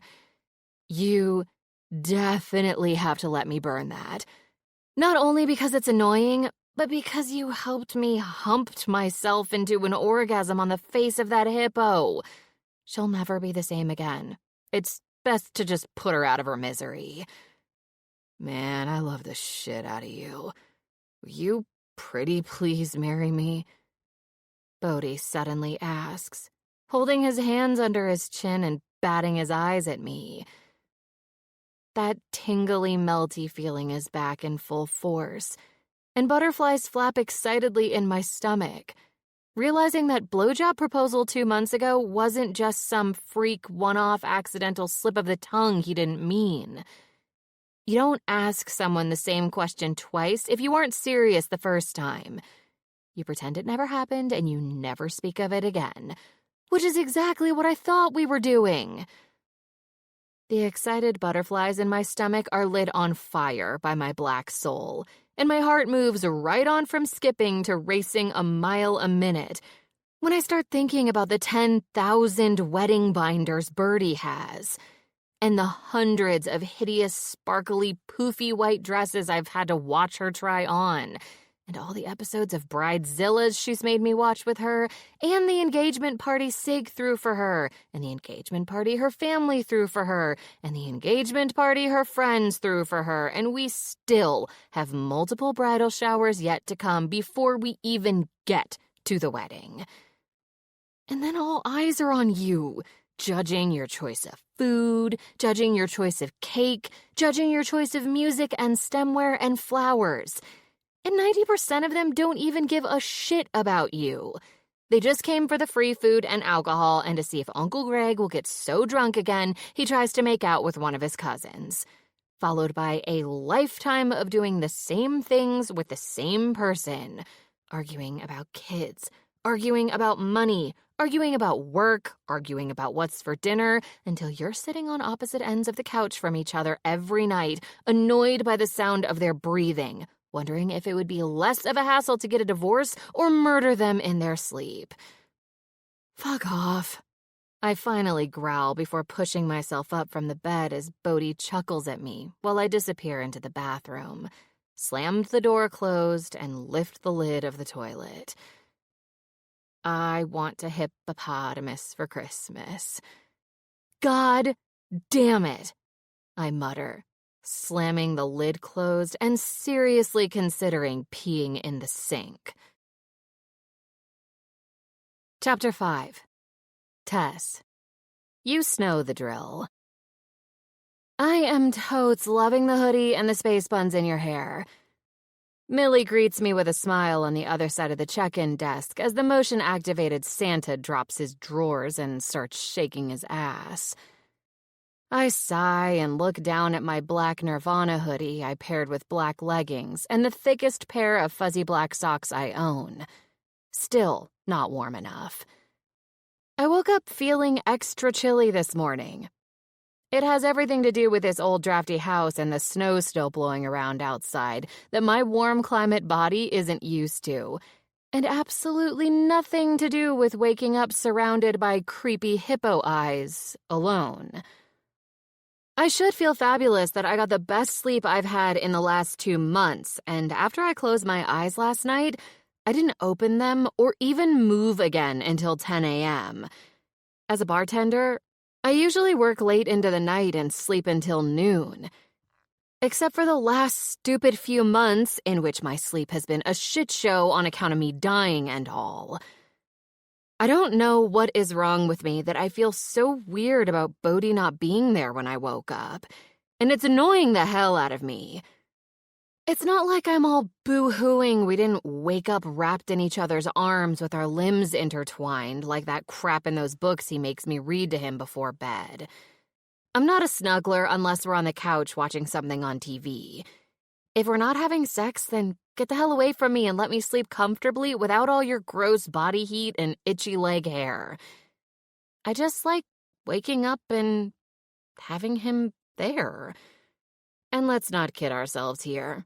Half asleep, warm under the covers morning sex is the best sex. But did we have half asleep, warm under the covers morning sex this AM? No, we did not. Because I woke up alone. And for fuck's sake, why do I feel like crying? Probably because I woke up this morning in an empty bed and all of a sudden I had this image of what my life would be like if Bodhi woke up and decided to peace out because he was tired of staying in one place with a woman who is a hell of a lot of trouble. God, I want to punch my own self in the face. I am not this needy. Get it together, Tiny Tim. At least wait until after Christmas to continue with this emotional insanity.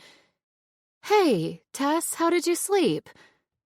Blinking out of my daze, staring down at my sweatshirt, I look up and find Allie standing next to me in front of the desk with a tray of assorted Christmas coffee mugs in her hands, while Millie speaks to a guest who just came in from outside. Best night of sleep I've had in a while, thank you, I tell her, shoving my hands into the front pocket of my hoodie as I follow her when she turns and walks over to the hot chocolate and coffee bar table, nestled between 2 of the Christmas trees, and sets the tray down. Have you seen Bodhi? She points to the wide-open archway on the other side of the tree that leads into the dining room. Look out those windows.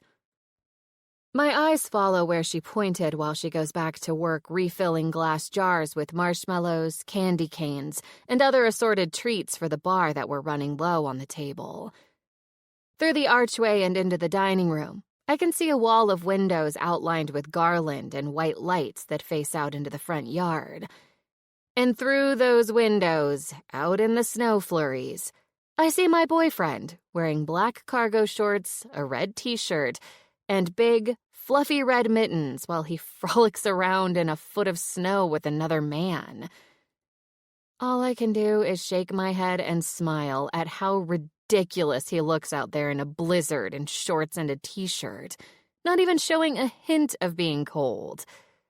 He recruited my husband earlier to go outside and help him build a snowman, Allie informs me.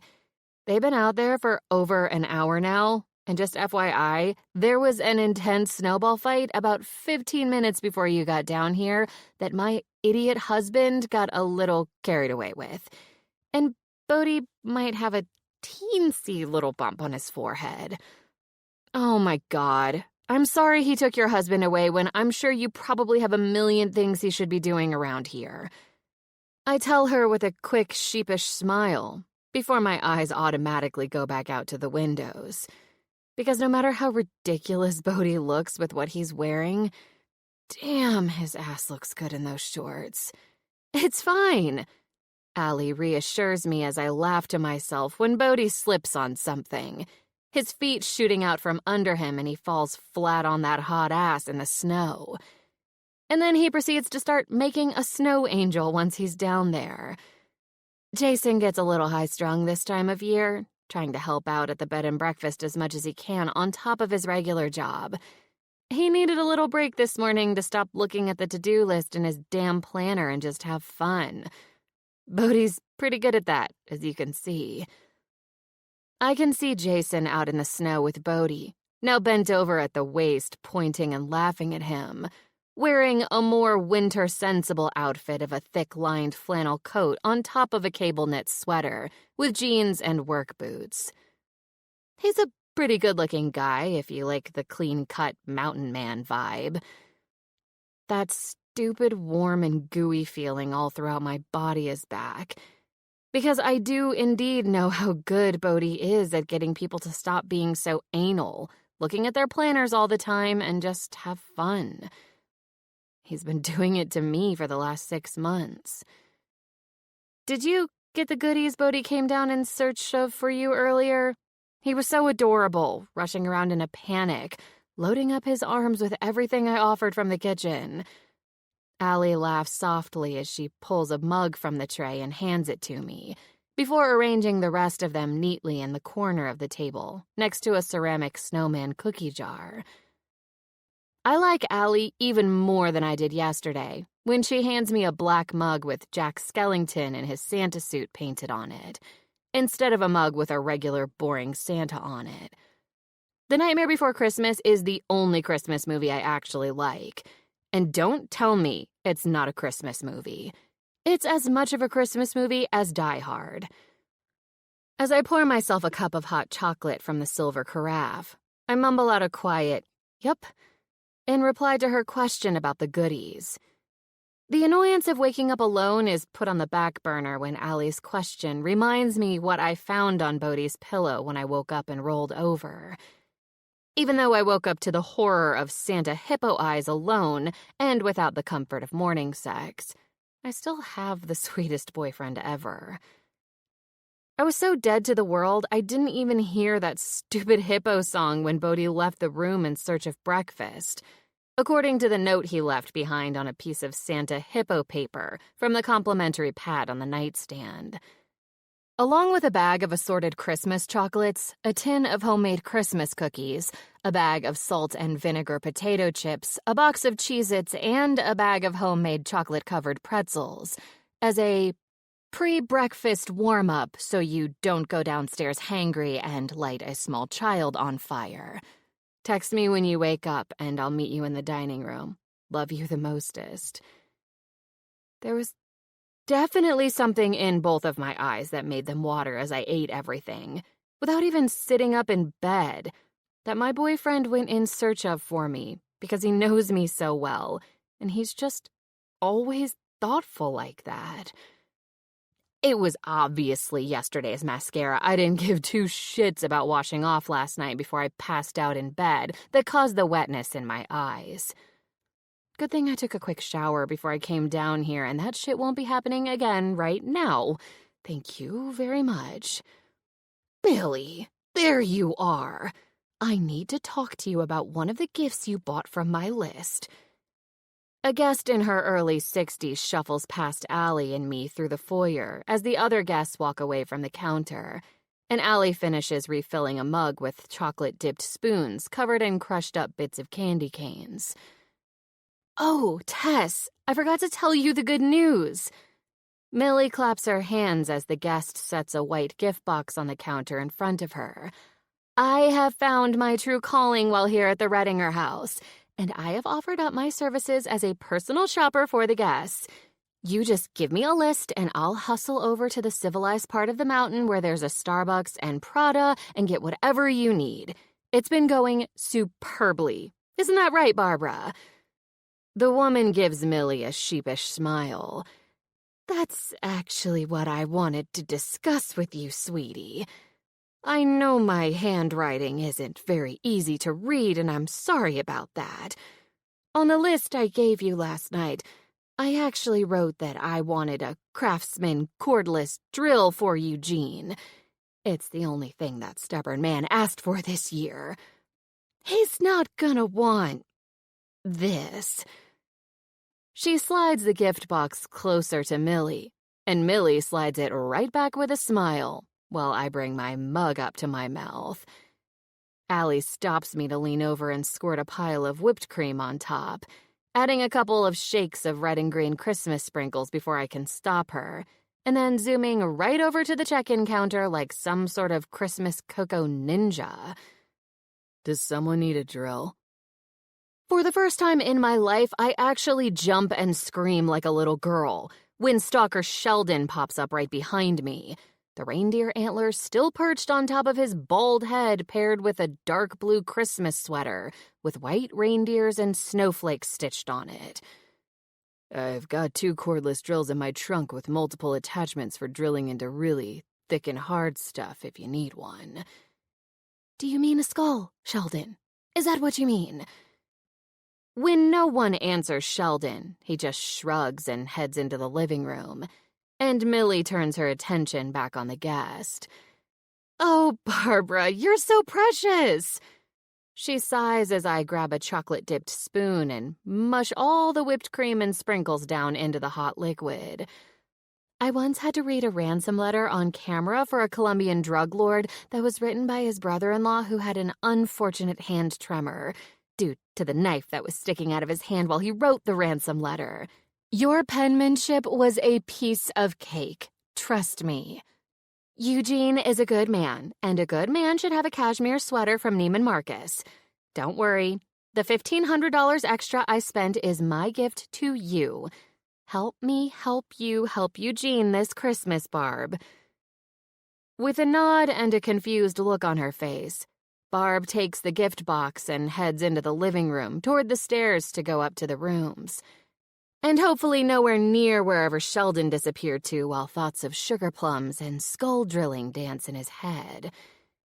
You have to stop buying people what they think they should want instead of what they actually want. Allie reminds her as Millie waves her away with one perfectly manicured hand. The two of them bicker back and forth for a few minutes, and it makes me miss my friends. Not enough to get in the rental and head right back to SummerSuite or anything, but enough to make me wish they were here for just a second. Allie stops arguing with Millie long enough to tell me there's still breakfast food left in the warming trays in the dining room if I want to help myself before she clears everything away and gets ready for lunch. I head through the archway, sipping my hot chocolate as I go, shaking my head and smiling when I glance out the windows to see Bodhi and Jason putting the finishing touches on their giant snowman that is taller than the two of them, before setting my Jack Skellington mug down on an empty table in the middle of the room. The dining room is as overly decorated as the rest of the house I've seen so far, with several small round tables covered in red and green tablecloths, and mini pine tree centerpieces set up to look like a small restaurant. I grab a plate from the stack at the end of the long table against the far wall and fill it with scrambled eggs, bacon, sausage, shredded hash browns, a pancake, and some fresh fruit, before heading back to my table and digging in. I'm suddenly starving even though I ate almost an entire grocery store junk food aisle no more than a half hour ago. By the time my plate is empty after one more trip to the breakfast buffet, and I'm happy I had the good sense to put on stretchy pants when I got out of the shower, Bodhi is coming in from his playtime in the snow. He jogs into the dining room as soon as he walks through the front door and sees me sitting in here. With a ridiculous squeal that makes me glad we're the only ones in this room as Bodhi nuzzles his freezing cold nose into the side of my neck, I swat his cold face away until he moves back. He grabs my cheeks with his mitten-covered hands and pulls me in for a quick peck on the lips before flopping down into the chair next to me. What'd you eat for breakfast? Bodhi nods to my empty plate as I shake my head at his red shirt with a green pot leaf in the middle that says, Merry Cannabis. The usual. The souls of your enemies. Must be a new menu item Allie added after I ate. He smiles. It was a special thing. I shrug. Bodhi's smile grows wider, making my heart flutter like it always does when I can see his dimples, as he pulls his mittens off and tosses them onto the table before leaning closer to me to rest his elbows on his bent knees. I've got a surprise for you. You know I hate surprises. I remind him, finishing off the glass of orange juice Allie brought out for me after I filled my plate the first time. I know. Ever since that one time a girl from your high school shit her pants in front of the entire school when her parents threw her a surprise birthday party. She's 30 years old, has 3 kids, and is the CEO of a major corporation, and everyone still calls her Poo-Poo Patty. I shiver, remembering that cold, dark day our sophomore year. I let you torch the hippo pillow in the bathtub before bed last night, didn't I? Work with me. I promise you'll love it. Bodhi's smile gets all lopsided and adorable, and I reach out to brush some of his shaggy hair off his head. When I notice the small red bump up by his hairline that Allie mentioned from the snowball fight, I lean forward and press my lips to the injury before I even realize what I'm doing. The shock on Bodhi's face when I pull back probably mirrors my own WTF expression. Because this shit sure is a new freaking development in our relationship.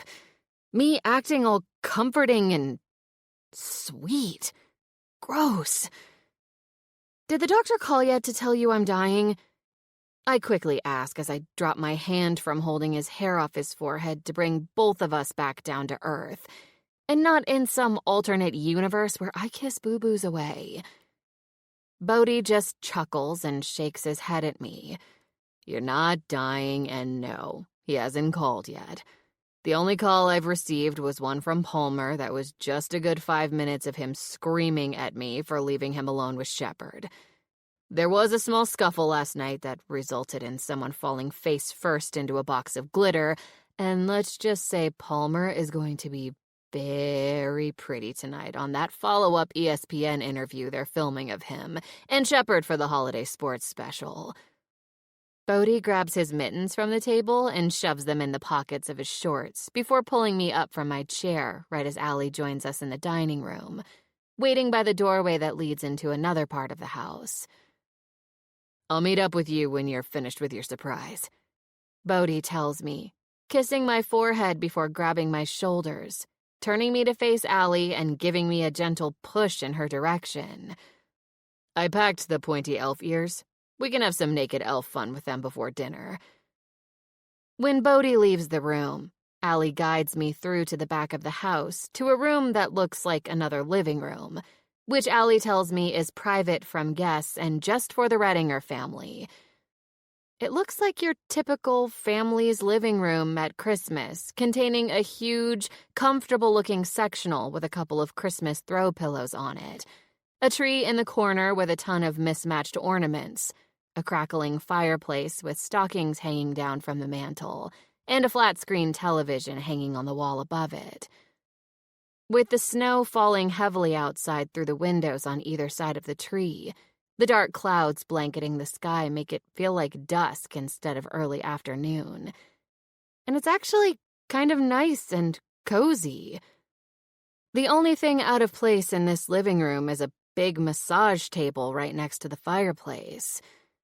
Welcome to your private 2-hour relaxation massage given by Kristen Powers, one of the best masseurs in Snowfall Mountain. Allie informs me as a younger blonde woman gives me a small wave from where she's standing at the head of the massage table. Bodhi gave me strict instructions that this massage needed to happen as close as humanly possible to some sort of fire in order for you to be happy. He was very adamant about the fire. I chuckle to myself even as the room suddenly gets blurry, blinking rapidly as Allie leaves me to my massage. Once I'm naked and warmly cocooned on my stomach under a pile of heated blankets, I turn my face to the side as Kristen rolls down the blankets just enough to start using her magical hands on the backs of my shoulders. staring into the flickering flames and listening to the wood popping and crackling in the fireplace, with Kristen massaging me into a coma, my eyes drift closed with thoughts of fires and first dates blazing through my mind. Chapter 6. Tess, my little fire starter. 6 months ago. And then my ass and my dick were just flopping in the ocean breeze as I ran across the sand and dove into the water to start a new life. The hot, homeless-looking surfer and professional caddy I agreed to a date with gives me a lopsided smile that turns my legs to jelly, while I stand here leaning my back against the railing on the upper deck of the Summer Sweet Island ferry, just blinking at him. I know. You're still shocked about the short hair thing, aren't you? It's hard to imagine me without a head of glorious, shaggy golden locks. He runs a hand through those glorious, shaggy golden locks, and I just shake my head at him. I'm actually shocked our first date started literally 10 minutes ago down on the ferry dock, and I already know your entire life story, I reply. A blast of the ferry horn signaling we're getting ready to leave the dock punctuates my point as I continue to shake my head at him. That's really what you want to lead with on a first date, huh? It's actually pretty genius he led with that damn Christmas Eve story. Even though I'm still in shock that we no more than got our tickets and walked up here to the top deck before he started word vomiting. I just want to wrap my arms around him and hug the hell out of him for what a shitty father and miserable earlier existence he had. And I'm not a fucking hugger. Gross. Bodhi turns around to rest his arms on the railing and look out at the ocean as the ferry's engine revs, and it slowly starts to pull away from the dock. I turn and do the same, refusing to acknowledge the goosebumps that pop up all over my body when Bodhi slides his arm down the railing a few inches to close the distance between us, until the side of our arms are pressed together. I figure it's best to begin a date by dumping all your baggage out right away, instead of carrying that heavy shit around with you for months. He shrugs, his arm rubbing up and down against mine with the motion and making the back of my damn neck tingle this time. So, what's the plan for tonight exactly, now that I know everything about you? We're just going to ride the ferry? Bodhi shrugs again. I don't know, but I do know I've only gotten to ride the ferry once so far. It was fun as hell, and I wanted to do it again with the hottest girl ever. We can play the rest of the night by ear and do whatever. That sounds awful, I complain, ignoring the butterflies in my stomach when he calls me the hottest girl ever. Pushing away from the railing to reach into my black crossbody canvas bag that says, I don't put out, with a picture of a fire extinguisher that has a big X through it. I grab my spiral planner, flipping it open to today's date. No offense, but you didn't strike me as the type of person who would plan a date, so I put together a schedule. We already missed our allotted time to have coffee at Island Brew, so we can just skip to the dinner reservation I made for us at this really good Italian place on the mainland. And then at 8:27, I have us down for... Hey! Bodhi snatches the planner out of my hands, holding it above my head when I repeatedly try to grab it back, until I look like an idiot for jumping up and down because he's at least 6 inches taller than me. You seriously planned out our entire date, down to the minute? He asks with an amused smile on his face. Since he doesn't seem to be making fun of me at the moment and just looks curious, I decide against lighting his shirt on fire. Are we now at your baggage part of the evening, or is this just another cute little quirk you have? I don't have cute little quirks, I mutter, punching him as hard as I can in the arm and making him chuckle when he still doesn't give me my planner. Or baggage. Liar, liar, let's set this whole ferry on fire. When my murderous stare just makes Bodhi's smile brighter, I finally give up trying to get my planner back, and he finally stops trying to hold it out of my reach. But he still doesn't give it to me and moves it behind his back, the hot, annoying bastard. Bodhi just keeps staring at me with one of his eyebrows quirked until I can't handle the silence any longer, and I finally throw my hands up in irritation. I just like having a plan, okay? Punctuality is important, and I never forget anything because of that planner. Not a birthday, or an anniversary, or a milestone, or an event, or my work schedule, or to go back and pick up something I dropped off when I said I would be right back from... I trail off, not even realizing I was getting worked up, and my voice started getting louder and louder. Bodhi slowly pulls his arm out from behind his back and hands my planner to me without a word, and I snatch it from his hand and hug it to my chest. It's stupid. I roll my eyes, looking out at the water and the sun setting in the distance.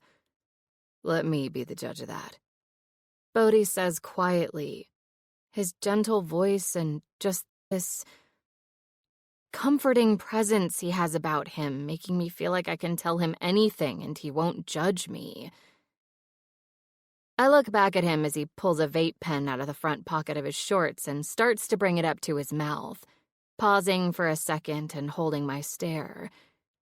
Does this bother you? I won't do it if it bothers you, he asks, wiggling the pen in his fingers that I know damn well, even after just meeting the guy a few hours ago, does not have a flavored nicotine cartridge in it. I glance around the completely empty top deck of the ferry while everyone else is down on the lower deck, where the snack bar and the actual bar is located. Your body, your choice, I shrug, looking back at him. Doesn't bother me at all. You're a pretty awesome chick, Tess Powell. Bodhi smiles at me before taking a hit of his pen, making me return his smile and shake my head at him. When I was 6, my parents dropped me off at my great-grandmother's house here on Summer Suite to go to the store, and I'm still waiting for them to come back and get me. I speak quickly and with a sarcastic smile, because it's easier that way, making Bodhi choke a little on the smoke he just inhaled. I guess that's why I'm such a freak about using a planner and organizing my life down to the minute. I don't want to forget anything. Ever. No matter how big and no matter how small. I like having a plan and sticking to it because that's the mature and responsible thing to do when you're an adult. And don't go feeling sorry for me or anything because I had a good childhood after that. My grandma was pretty awesome up until she died a month before my 18th birthday, leaving behind her credit card debt and her cottage that has been refinanced so many times I will probably be 70 before everything is paid off. But I love my job, and I have awesome friends that are my family by choice, which is a lot better than having stupid blood relatives anyway. So there you have it. There's my baggage. Would you like to jump overboard now, or should I push you? Bodhi just keeps smiling at me as he closes the distance between us, making my heart beat faster in my chest when he reaches up and cups my cheek in his palm, gently rubbing his thumb back and forth while he stares down into my eyes, till I just want to grab onto his shirt and yank his mouth down to mine. My dad left in the middle of my high school graduation, while I was giving my valedictorian speech to go to the dance recital of one of his clients' daughters. He smiles down at me even as he tells me this shitty story. What a dick. Tell me where he lives and I'll torch the place. I mutter, making Bodhi throw his head back and laugh, and my insides get all weird and warm. Not wanting to dwell on that unusual feeling, since it probably means I'm dying of an ulcer or something, I give him another shitty story of my own to make him feel better. I lied. I saw my parents once more, 4 years after they dropped me off. They walked into my great-grandma's cottage while it was all decorated with balloons and streamers, and my mom said, "What's with all this shit?" And I looked up at her and said, "It's my birthday." When Bodhi's face scrunches up and he looks like he might cry, it's my turn to laugh. Which is really some fucked up shit because talking about my past never makes me laugh in any way. It's fine, I reassure him. I followed them outside when they left and hid behind a bush next to the front porch steps to listen to them argue out in the driveway. My dad wanted to come back and give me money for a present, and my mom was losing her mind about it. Did your dad win? Bodhi asks, cocking his head to the side, his hair falling down into his eyes, making my hands itch with the urge to reach up and move it out of the way, because the man has some killer blue eyes. He did, I nod. He marched right back across the yard and up onto the porch and handed me a $20 bill right in front of my mother. I hope you blew it all on something ridiculous, like a shitload of candy. Oh, I didn't spend it. I lit it on fire right in front of them, tossed it into the grass to burn, and then went back inside to eat my cake. You're fucking savage, and I'm here for it, Bodhi tells me, inching his flip-flop-covered feet even closer to me until his chest is bumping against my arms, still hugging my planner to me. Reaching into his back pocket, he grabs his phone and holds it out to the side of us. When's your birthday? October 25th. Why? I ask as he taps against the screen of his phone with his thumb before sliding it back into his pocket.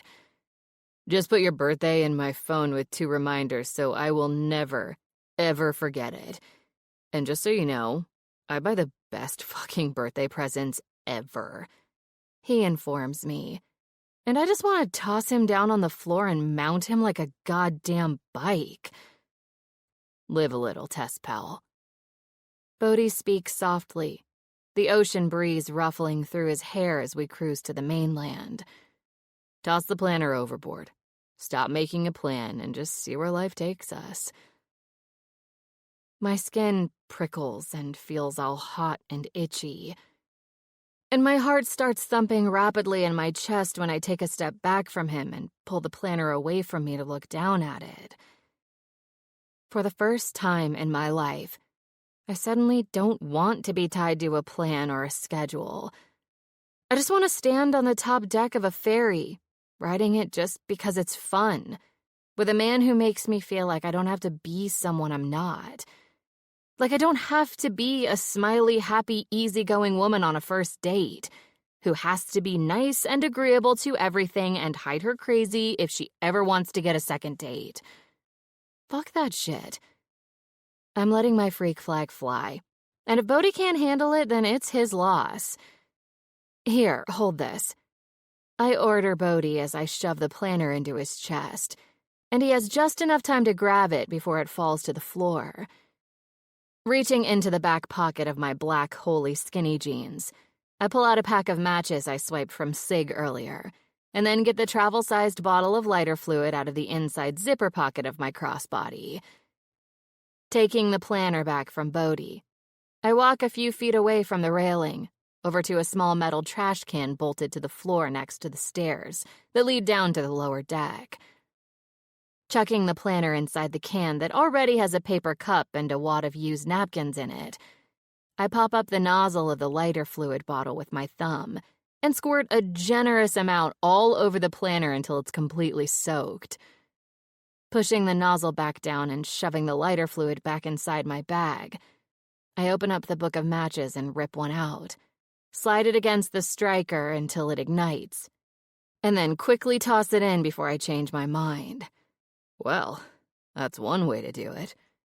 Bodhi nods with a smile when the planner quickly goes up in flames, the fingers of one of his hands lacing through mine down by my side. He gives my hand a squeeze as we both stare down into the fire of my quickly burning life plans. Thanks to the lighter fluid and this crazy man next to me who makes me feel like doing crazy things. Don't you want to know why I have my own traveling torching kit? I turn my face to stare at his profile, studying the sharp angles of his perfect jawline, his full lips, and a dimple in one of his cheeks, when he turns his head and our eyes meet. Do you find yourself torching things a lot? If it annoys me, yes. Do people or animals ever get hurt? Never. I adamantly shake my head. Does it make you happy? Yep. Then that's all I need to know.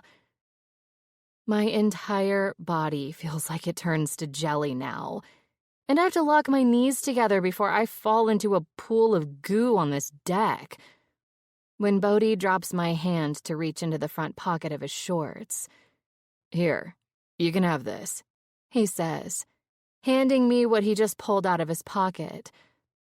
It's an all-weather Zippo that works in wind and rain that a shaman gave me in Tibet. Now you can torch things in all kinds of weather conditions. I never, ever want to get married or settle down, thanks to my shitty parents and their shitty marriage filled with nothing but resentment and screaming at each other. But suddenly, something as simple as a damn Zippo is making me seriously reconsider my stance on the whole thing and want to ride off into the sunset to make hot, homeless-looking surfer babies with this man. No. Bad Tess. Want to go down to the snack bar and get some popcorn, my little fire starter? My entire body jolts like I just touched an electric fence when he calls me that nickname. But not in an, oh God, I just pissed myself way. In more of a warm, tingly, this is freaking weird way. Like I'm suddenly starting to believe in the whole soulmates thing Bertie, Ren, and Emily never shut up about that doesn't really exist. Even though he said he didn't need to know why I travel around with lighter fluid, once again, I find myself spewing my baggage all over the place. Because Bodhi just has a face that makes you want to tell him all of your secrets and let him make everything better. Funny story, my dad's favorite movie ever was Stephen King's Firestarter. I explained to Bodhi as he takes my hand again and starts leading me down the stairs to the snack bar. It's one of the only things I remember about him. He worked nights and was rarely home or awake when I was. But on the rare occasions we were awake at the same time, he'd let me sit on the couch with him and watch that movie. And my mom would always yell at him on the rare occasions she felt like being a mother. I continue as Bodhi orders us each a popcorn and a soda from the window, pays, and we head back outside to stand by the railing down here to enjoy the view. My dad would look over at me and ask, "Are you scared?" And I'd shake my head, and he'd turn to my mom and say, "See, she's fine." And I wasn't scared. I knew it was make-believe and that little girls couldn't really light things on fire with their mind. After you tried it, of course. Bodhi snickers, tossing a handful of popcorn in his mouth and then tossing a handful over the railing and into the wind for some low-flying seagulls. Of course. I was super pissed my grandmother didn't go up in flames when she yelled at me for spilling a bowl of cereal a few months after I'd been living there. I shrug. That movie also taught me a very valuable lesson, that if you can't get mind fire to work, actual fires should always be lit outside, and not in the middle of the living room carpet just for funsies. Bodhi laughs, and the sound makes me feel all warm and fuzzy, which just annoys me, and I aggressively shove too much popcorn in my mouth, making me choke on a few kernels. Anyway, after they walked out of my life, I kind of got obsessed with the idea of fire. I tell him after I finish almost choking to death on popcorn. Being more honest with him about my love of fire than with anyone else in my life, including my best friends. They just think I'm bat-fucking shit crazy and they've accepted it. Whenever anything would annoy me, I started writing it down on a piece of paper and then lighting it on fire. I hate math. I hate people. Tucker Shoemaker doesn't like me back. I hate people. I have daddy issues. I'm never drinking tequila again. People. And so on and so forth. It was like watching all my troubles just magically burn away until they were gone. And it helped me stop worrying about them, or dwelling on them, or being annoyed by them. I don't know. It feels weirdly therapeutic. And I'm sure a psychologist would have a field day with me, but whatever. Let it all burn, my little fire starter. Bodhi says softly, while I stare up at him, wondering where in the hell this man came from. I am definitely sleeping with you tonight. I inform him as we both lean over the railing and toss popcorn to the seagulls, while the sun sets out over the ocean. Excellent. Bodhi nods with that adorable lopsided smile. Good thing I put on clean underwear. Chapter 7. Bodhi. Oh, come all ye firemen. Present day. The women folk are all at sippin', bitch, and I was promised a goddamn good time. Someone better get off this stupid video call and start showing me a goddamn good time, or I'm getting my baseball bat from my golf cart. Ooh, look at this. I'm on Pinterest and found the top 20 most romantic ways to propose at Christmas. I'll just read them off one by one, and you shout when one of them tickles your fancy. Instead of sippin', bitch, I'm gonna call this drinkin' dicks because you're all being a bunch of namby-pamby little dickwads. You need to have some respect and stop proposing during or after a sexual activity. If you wouldn't have left the island, you could have done it for national television last night when ESPN was here. She would have had no choice but to say yes, knowing millions of people will be watching when it airs tomorrow night. Number 1. Spell out the words, "Will you marry me?" with Christmas stockings. Okay, that's pretty fucking cute. I could whip up some sparkly ones and overnight them to you. Can the Golden Girls stop yammering about this Hallmark bullshit and drink some beers already? I'm telling you, go big or go home. Birdie still tells everyone who will listen about how I proposed on the 18th hole of that televised golf tournament. ESPN wanted an update on you anyway, so I can have them call you to do a quick video interview that they can add to the special before it airs, and you can propose to her then. Number 2, write out the words, "Will you marry me?" with Christmas lights. Good, but not sparkly enough. Can you work out some kind of pyrotechnic display for the video call? ESPN will eat that shit up. Yes, fireworks. Those are super fucking sparkly. Where was I? Number 3 or number 4? Back in my day, you didn't ask a woman to marry you. You told her you were getting hitched. No one gives a shit what happened back in 1910, Murphy. I'm sorry, don't hit me. Number 3. Hire carolers to serenade her some fun Christmas hits, such as "We Wish You'd Marry This Guy," "Rudolph the Red-Nosed Groomsman," and "Hark the Herald Wedding Rings." I agree with the older gentleman. A scream unlike anything I've ever heard comes out of me and echoes around the living room of the Redinger house, and my cell phone goes flying out of my hand when Sheldon suddenly inserts himself into my FaceTime call with Palmer, Shepard, and Murphy in a quiet voice right by my ear. "If you need some rope to make sure she doesn't run away when you tell her what to do, I've got some in my trunk," Sheldon finishes. When my heart rate finally drops back down to normal, I look over my shoulder from where I'm lounging on the couch to sigh at Sheldon, who just seems to pop up out of nowhere all the freaking time. When I got to the end of the breakfast buffet table this morning after I'd filled my plate, I turned around to go to my table, and bam! He was 2 inches away from my face, asking if I had any zip ties in one of the many pockets of my black cargo shorts. I gave him the benefit of the doubt that he wanted those things to wrap a present and not a human, but that was clearly stupid of me. You're a scary little dude, you know that? Why do people keep saying that? Is it the reindeer antlers? It's the antlers, isn't it? Sheldon reaches up and touches the red and green antlers perched on top of his bald head before turning and shuffling out into the foyer. I lean forward on the couch and grab my phone off the carpet by my feet, where it landed when Sheldon bent over the back of the couch with his head over my shoulder to give his 2 cents about my proposal to Tess. After I set her up with a 2-hour massage by a fire, and the rest of the guests left to head over to the other side of the mountain to do some last-minute shopping, I decided to kick back alone in this room filled with a seriously ridiculous number of nutcrackers and call my boys for some advice. They were all hanging out at Wren and Shepard's giant mansion for the afternoon while the women went shopping and day drinking. The guys were only shocked for about 10 seconds when I told them that blowjob proposal 2 months ago wasn't an accidental slip of the tongue, just because Tess's tongue was slipping all over my dick at the time and made my heart go pitter-patter. I mean, it did make my heart go pitter-patter, but my heart does that anytime Tess does anything that involves me, even if it's just to call me a dickhole for leaving the toilet seat up. But that's not why I asked her to marry me. I was serious then, and I'm serious now. I thought they could help me come up with some way to get Tess to say yes, but all they've done is bombard me with too many ideas. Now my head is spinning worse than the first time I tried edibles, and I ate 5 brownies within a half-hour time span because I thought they weren't working. But maybe that's the point. I've been keeping it too simple by just blurting it out when I look at her and feel like I might die if she isn't with me forever.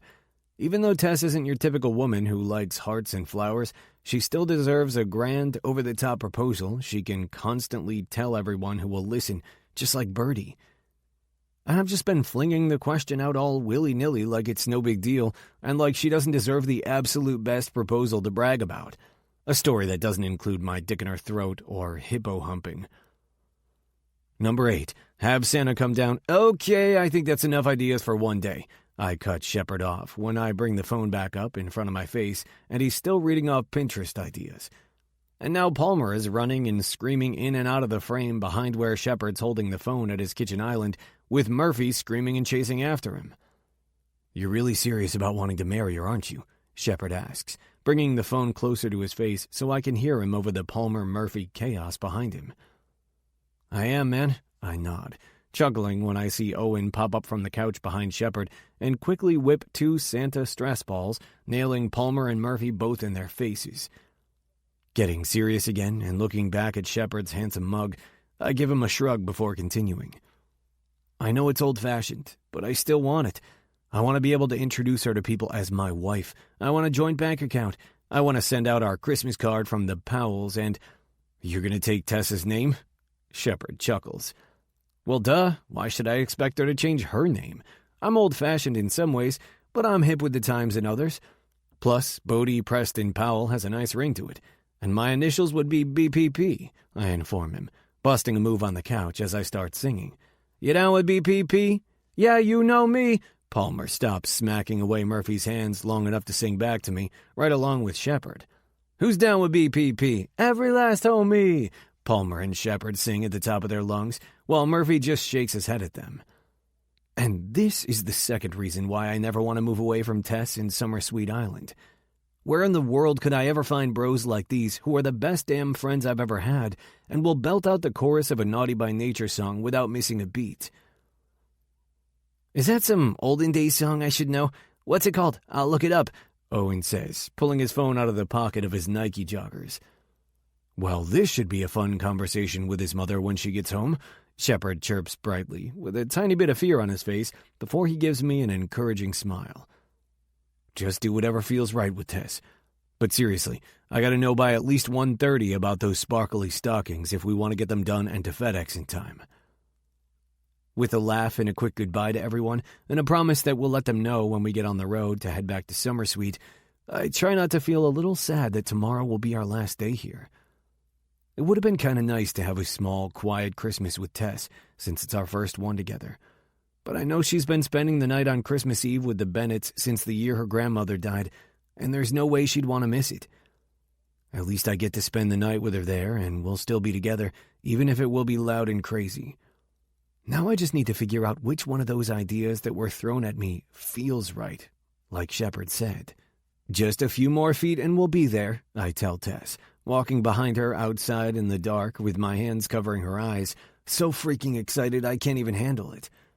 At least it stopped snowing for a little bit, and the night sky above us is clear and filled with a billion stars.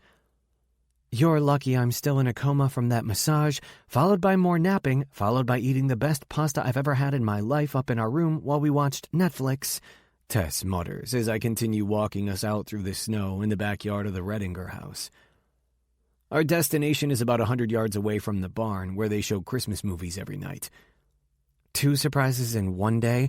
You're so lucky I'm in a good mood. I swear it'll be worth it. Stopping right where Jason told me to, I remove my hands from Tess's eyes and try not to bounce up and down next to her. As soon as I came up with the perfect idea, I knew I couldn't do it alone, and I hunted down Jason to see if he could help. He was more than eager to assist me, making something I thought would be horribly complicated and impossible into something I'm able to do with just the touch of a button. I don't even know why I covered Tess's eyes to walk her out here.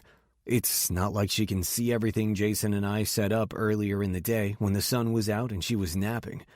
We're far enough away from the house and right at the tree line that it's almost pitch black out here, aside from the soft glow of some multicolored Christmas lights lining the big red barn back behind us that let me see just enough while I was guiding Tess through the snow that we didn't trip and fall. "I know it's cold, but I swear we won't be out here long," I reassure her, rubbing my hands up and down her black hoodie-covered arms while she rubs her hands together in front of her and bounces her knees a little to keep warm. Sliding one hand in my pocket, I wrap it around the small remote Jason gave me and rest my thumb over the button. He assured me that everyone would be busy watching National Lampoon's Christmas Vacation in the barn as long as we planned this for right around 8 p.m., and no one would come out here and see what's about to happen. I don't know the first damn thing about electrical wiring or any of that complicated shit, but thankfully Jason does. I took one of Shepard's Pinterest ideas and got a little creative with it to make it more Tess, including making sure there isn't an audience. I think she'll be much more agreeable without the pressure of a bunch of strangers watching. All we have is Jason, who's hiding somewhere back behind us by the house, just in case anything goes wrong. I'm going to ask the woman of my dreams to marry me the right way. Absolutely nothing will go wrong, because this was meant to be and she's going to fucking love it. Quickly clearing my throat, I move around Tess to stand in front of her with my back to the long line of luminaries we set up right at the tree line. Each red and green bag has its own letter cut out of the front that will spell out, "Will you marry me, Tess?" As soon as I press the button on the remote in my pocket, each bag will light up individually, one by one down the line with some sort of electrical charge or some shit Jason set up, which will ignite the small votive candle nestled down in each bag, giving me time to tell Tess everything I love about her before I ask her to marry me. It's romantic, and it involves a tiny bit of fire, and Tess is going to be so proud of me that I came up with something so grand and over the top that she can tell the whole world. "Tess, I just want to take a minute and say something," I begin, pausing to take a deep breath before pressing down on the button in my pocket as I continue. Right now, the luminary with the letter W should be flickering to life with its little candle. I smile down at Tess, wanting to let the rest of the luminary letters slowly ignite behind me before I eventually move out of the way so she can see it all at once. "All I want for the rest of my life is fire," Tess interrupts in more of a bored voice than I would like when I'm professing my undying love and there's romantic luminaries coming to life behind me. That she can clearly see now that she's leaning her body to the side to look around me, damn it. "No, fire is what you want." I laugh quietly as I shake my head at her, bolstered by the fact that her eyes are really wide and excited right now as she looks around me and sees my grand romantic gesture. I actually want to say, Tessa's hand comes out and smacks my chest to cut me off this time before pointing behind me. "No, fire. The woods are on fire," she repeats as I slowly turn around. "Ooh, is this my surprise? Yay!" When my back is to Tess, I see that there is indeed a fire that is quickly getting out of control.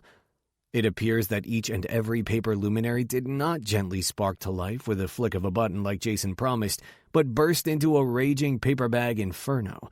All of it now engulfing the 30-foot-long wooden structure Jason insisted on building a couple inches off the ground to set the luminaries on so the snow wouldn't get the wiring wet. "Fuck yeah, we're burning it all to the ground. This is the best surprise ever!" Tess shouts, making me laugh at her exuberance as she dances in the snow next to me, even though this is now my third proposal that has gone to shit. Or maybe not. "Tess, love of my life, will you marry me?" She immediately stops dancing in the snow to glare at me, the reflection of the flames in her eyes making her seem a little scarier than normal. "Fuck off. We wish you'd marry this guy, we wish you'd marry this guy," I start singing and pointing at myself with my thumbs, willing to try anything at this point. "Fuck off. Now I want s'mores. I'm gonna run to the kitchen before the fun goes out," is her only reply to my singing proposal as she turns to march back into the house, pausing when Jason goes racing by both of us at top speed. "It's fine. Everything is fine. Please don't tell my wife what happened here tonight," Jason shouts as we watch him run right up to the fire and put it all out within a matter of seconds with the fire extinguisher he came running by with. "Damn it, now I don't get any s'mores," Tess complains, looking back over her shoulder at me. "But that was still a pretty badass fire. You're getting an early Christmas blowjob tonight." Well, shit. How am I supposed to be sad my plans literally went up in flames now? An early Christmas blowjob sounds like the best kind of blowjob. I always think better after an orgasm anyway. Seriously, you guys, please don't tell Allie. Jason is still shouting back by the smoking embers of my failed marriage proposal as I wrap my arm around Tess's shoulders and she wraps her arm around my waist. We trudge back up to the house through the snow, with Tess rattling on and on excitedly about how pretty the fire was, so at least I gave her some kind of fun story to brag to everyone she knows about.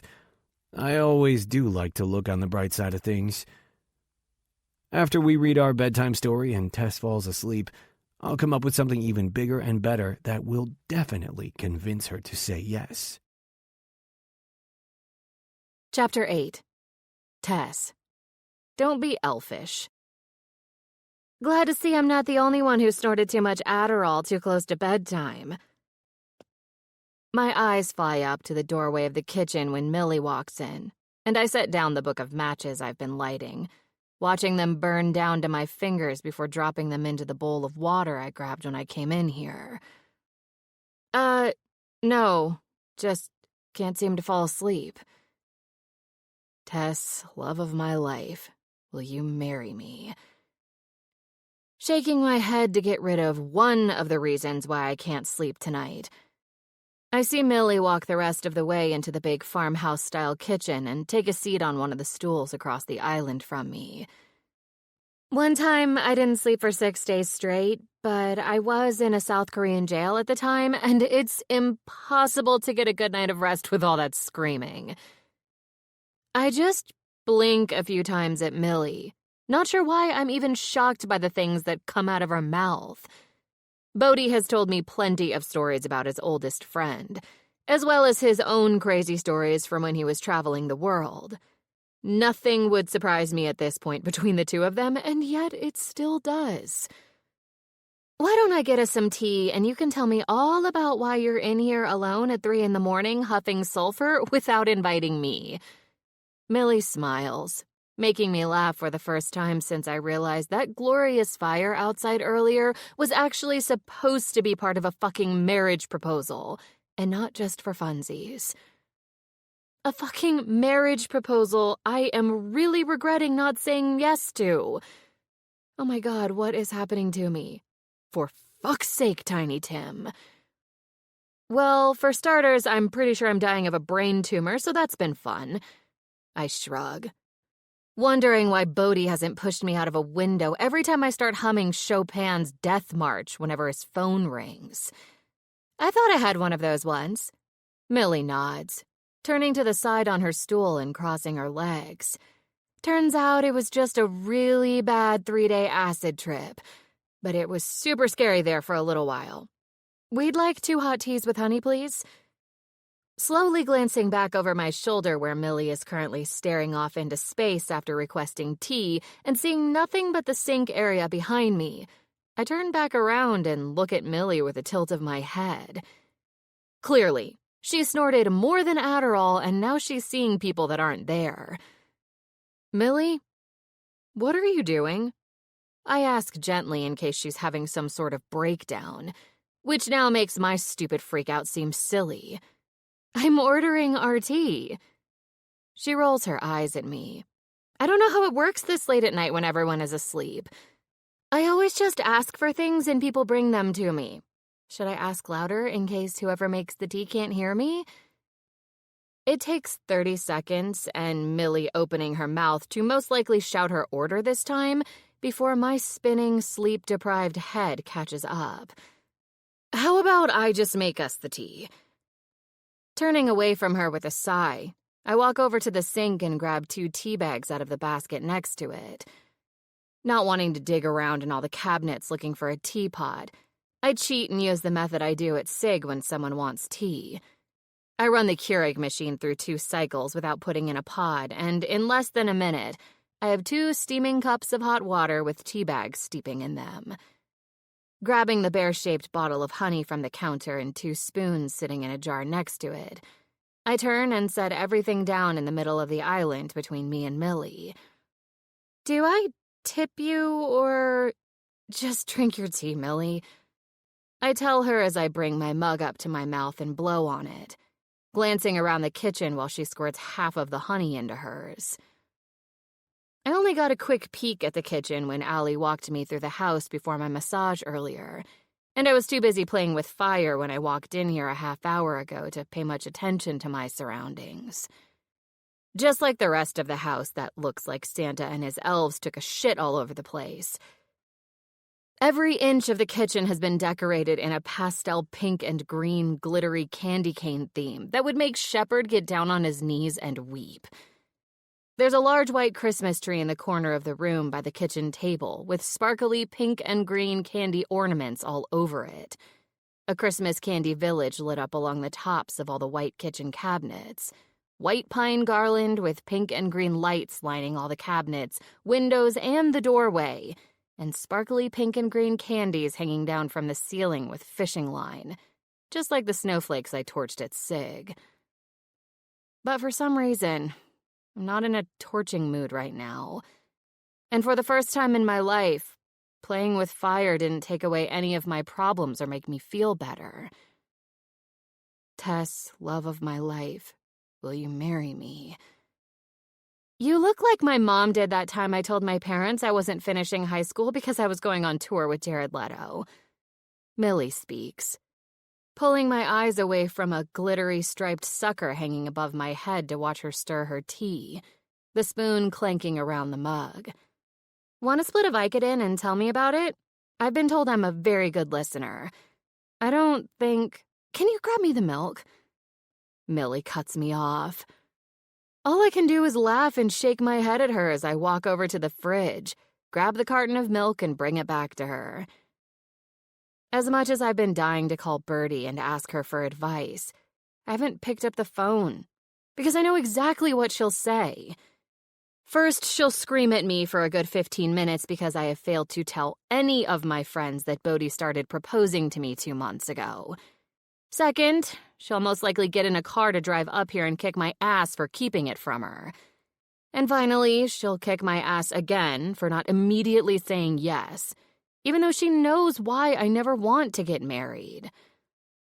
I just need advice from someone who won't kick my ass and who isn't obsessed with hearts and flowers and romance.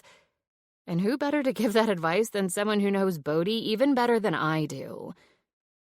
And also because she's the only one here right now. And it's convenient during my breakdown portion of the evening, and I'd probably even word vomit all over stalker Sheldon if he was here, so...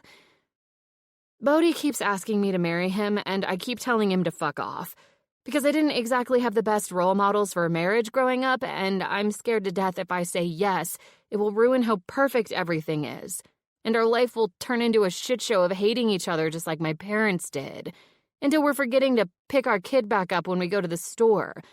And let's not forget the shit show of an actual wedding where I have to wear a hideous poofy dress with everyone looking at me and judging me and wanting to talk to me. And has everyone forgotten that Bodhi is a free spirit who never wants to stay in one place? So all of this is just crazy talk anyway.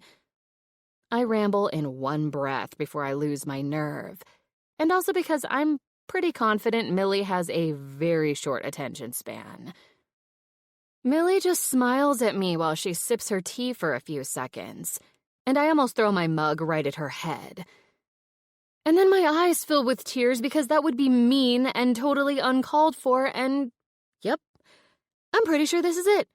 This is Tiny Tim officially taking over to end things in a swift and efficient manner. Or all of this proposal and wedding and marriage bullshit has finally pushed me over the edge, and I am now residing in Crazy Town on Batshit Road. Bodhi didn't travel all over the world for 12 years because he was a free-spirited hippie who couldn't settle down. Millie laughed softly, setting her mug on the counter and folding her hands together to rest them next to it. He traveled so much because he never found a place that gave him a reason to stay. My heart starts thumping faster, and I set my own mug down to press my hand against my chest to try to get it to slow down, while I lean all my weight on my other hand on the counter since my knees feel like giving out as she continues. You're his reason to stay, Tess, and if you don't want to turn out like your parents, then don't. She shrugs like it's the easiest thing in the world. Right, so I'll just snap my fingers and it will magically happen. Okay, sure. I laugh with a roll of my eyes, rubbing the heel of my hands harder against the weird ache in my chest that I'm thinking might be a heart attack. I'm pretty sure the fact that you're freaking out and spending all this time worrying about becoming your parents just proves it will never happen.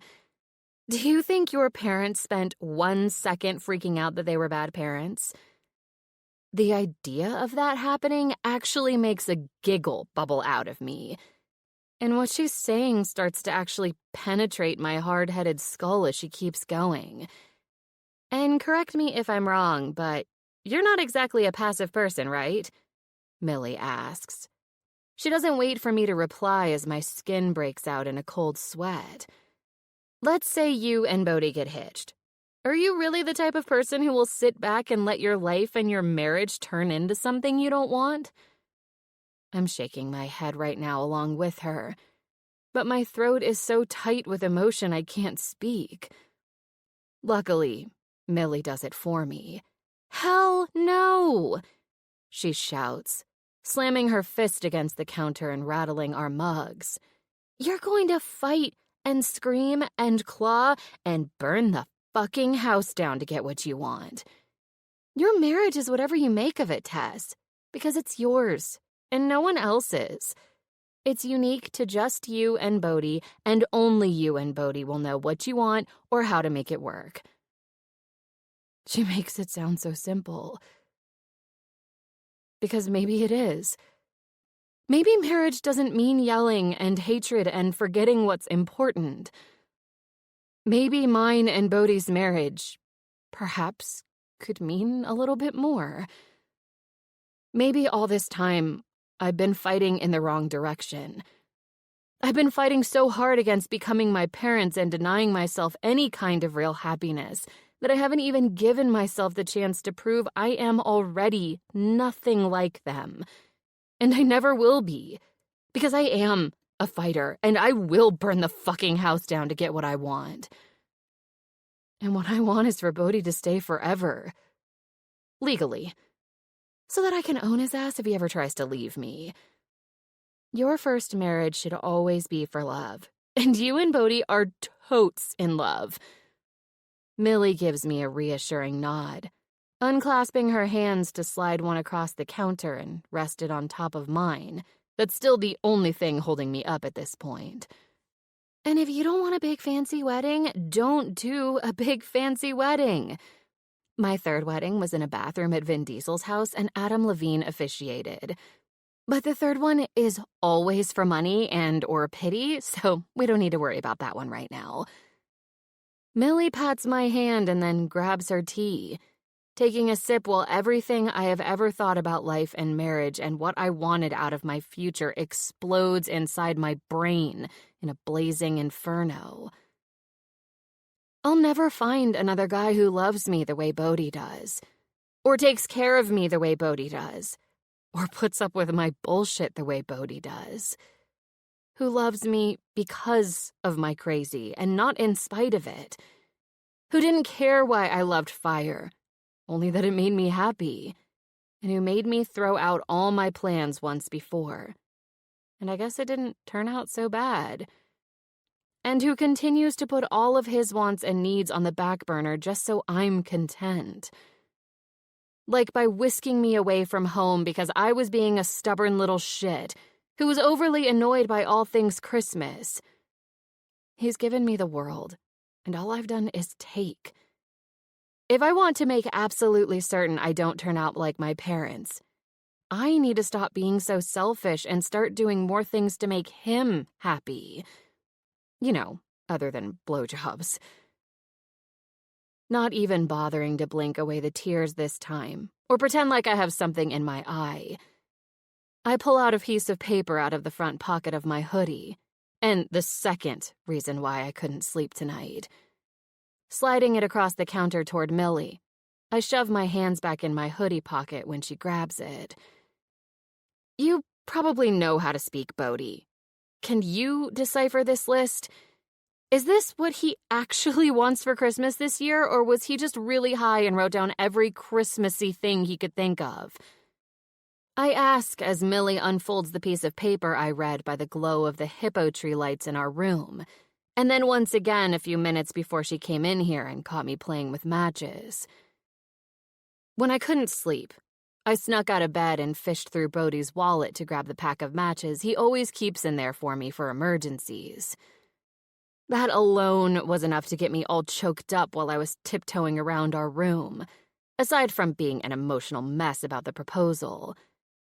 And then I found this list shoved behind his driver's license. Oh my God! It's Bodhi's best Christmas ever list of necessities! Millie squeals as she scans the list. Wait, you know what that is? You've seen this before. Of course I know what this is. I was sitting next to him in the back of the van the night he dove into the ocean and wrote it. I met him and the guys at a 7-Eleven parking lot to say goodbye before they headed out of town. I can't believe he still carries this around with him. She gushes, making me feel like an even bigger bitch than I did when I first found it in his wallet. I thought it was something he wrote down recently, like a weird random list of presents he wanted and Christmas things he wanted to do. And I felt bad I've kept him holed up here at the Redinger house not doing anything fun. All he ever wanted was the perfect Christmas, like the ones he saw on TV. He was so cute about it back then, and he said that someday he would have the best Christmas ever. And in order for that to happen, it would have to include all the things on this list. Millie finishes, stabbing the knife deeper into my chest as she refolds the paper and hands it back to me. Nothing can make you feel like the biggest asshole in the world than knowing your boyfriend gave up his Christmas dreams just because you have a stick up your ass about the holidays. I know all he's ever wanted is the perfect Christmas, but I was too busy freaking out and feeling sorry for myself and making it all about me to remember that. He's been dreaming about the perfect Christmas not just for the last 12 years, but for his entire life. And all I've done is pout and roll my eyes and act like the Grinch who stole Christmas. But, in my defense, that's just what my face usually looks like. Wow. I suck. I really, really suck, and I have no idea why Bodhi keeps asking me to marry him. I am the worst. Swallowing back the tears, I take a deep, determined breath, knowing I need to make things right, especially since this is probably my last Christmas on Earth and I should go out with a bang. And because I love my boyfriend and want to make him happy. Millie, it seems Bodhi and I are going to be extremely busy all day tomorrow. How would you feel about doing a little last-minute shopping for me while we're out? Chapter 9. Tess. Your presence is requested. Hold on, you're serious? You'll let me do whatever Christmassy things I want all day today? That is correct. And you won't complain? I won't light anything on fire. I never said I wouldn't complain. Now you're just talking crazy. Oh my God. Are you okay? Do you need to sit down? I'm just so happy, and I don't know what to do first. Holy shit, it's only 8 a.m, and we have so much time for so many Christmas activities. Oh, fuck me. Hey, that was first on my list, too. Take your pants off. Sorry, I lied. I'm gonna need to burn something first. Fine, I'll allow one tiny hippo ornament, but we have to replace it while we're out doing activities. And no, Tess Corinne Powell. Don't you dare burn that. Okay, so I guess we'll be replacing the bedspread and the curtains while we're out. I need more green frosting, stat. Will you stop it? You're going to get us in trouble. Allie gave us a strict list of instructions with photos for how we're supposed to be doing these. Have I told you lately how adorable you are for letting us join in on the Christmas cookie decorating brunch? Call me adorable one more time and I will slit your throat with this butter knife. You know how it just turns me on when you threaten me with utensils. Stop dilly-dallying and hand me the green frosting. No, you are hereby prohibited from frosting any more tiny joints in all the Santa cookie mouths. Come on, these are artistic AF. You're smothering my creativity, man. Where did all the Skittles go? I need them for the walkway. Sorry, I got the munchies. Are you going to use the rest of those red and green gumdrops? Will you focus, Bodhi? God, will you look at this masterpiece? It's fucking glorious with the icicles I piped on the roof. And the stained glass windows I made with melted down Jolly Ranchers, and the candy cane walkway, and the trees I made with green chocolate-covered pretzels with Red Hots for ornaments. Barb and Eugene think they got this thing in the bag with their stupid licorice fence and their dumb snowman made out of coconut. Go over there and knock out one of their table legs. Who knew Tess Powell could be so vicious about a gingerbread house competition? My dick is totally hard right now. When is your dick not hard? You're right, though. I need another 3 tubs of frosting and the red and green M&Ms for the chimney. Where are all the M&Ms? Sorry, munchies. All of it? Including the frosting? I mean, I worked up an appetite fucking you like a champ in the shower this morning, in case you've forgotten. And then we skipped breakfast so I could show you the proper way to make snow angels. And you know, all that weed I smoked with Sheldon while you were apologizing to Allie about the stoned Santa cookies. Turns out, he's not so scary when I'm high. And it's just kind of ironic he keeps power tools, duct tape, and an 85-foot length of rope in his trunk. Just hand me that last gingerbread wall so I can finish the garage. Yeah, about that. That's it. Go stand in the corner and think about what you've done. But if you ram your elbow into Barb and Eugene's roof on the way over there, I'll think about releasing you from timeout early for good behavior. Sit on the curb, watch the Christmas parade, and stop racing out into traffic. That's exactly how you got hit by the Polar Express train on Summer Suite. But everyone else is racing out there to get candy. You do not need to pick up every piece of candy the people in the parade throw out to the crowd. You already have a bag full of candy, and you just tripped a toddler to grab a blow pop before she did. She's 3. What the fuck is she gonna do with a sucker that has gum in the middle? Blow a bubble while she's drinking her bottle? Do you even hear the words coming out of your mouth? Oh, fine. But if one of the floats starts throwing out Reese's Christmas trees, you better get that kid out of my way. Hello? Nut allergies. I'll basically be saving her life. Do you want me to tackle him or something? Nah, thanks, Jason. He'll tire himself out and stop screaming and running in circles eventually. It's best to just let him come down on his own from the sugar high. I didn't think he'd actually eat Barb and Eugene's entire house when you guys lost the gingerbread competition. He's very dedicated to my happiness that way. Okay, well, the trolley leaves in about 5 minutes to drive around to the other side of the mountain and look at lights, where we'll stop so everyone can get off and do some shopping and grab something to eat. So just let me know if... Wow, that had to hurt. Just decided to trip him, huh? Yeah, the screaming was getting annoying. You okay, honey? It's time to look at lights. Doesn't that sound like fun? Hi, I'm Dawn. Which one is yours? Mine's the 5-year-old in the caboose with the Frosty the Snowman sweater. Hi, sweetie. Wave to Mommy. Don't you look cute riding the little Christmas train? Well, isn't he an adorable little shit? Mine's the 34-year-old sitting next to him with his knees up around his ears wearing the t-shirt with the green and red bongs on it that says, "The tree isn't the only thing getting lit this year." Bodhi, stop hugging the train bell and let the other little kids at the mall have a turn. They grow up so fast. They certainly do, Dawn. No, get that out of your mouth right now. Thank God he's old enough that I can beat him, am I right? I'm just gonna go stand somewhere else. That's probably for the best. You're making a scene. I'm not making a scene. He's making a scene.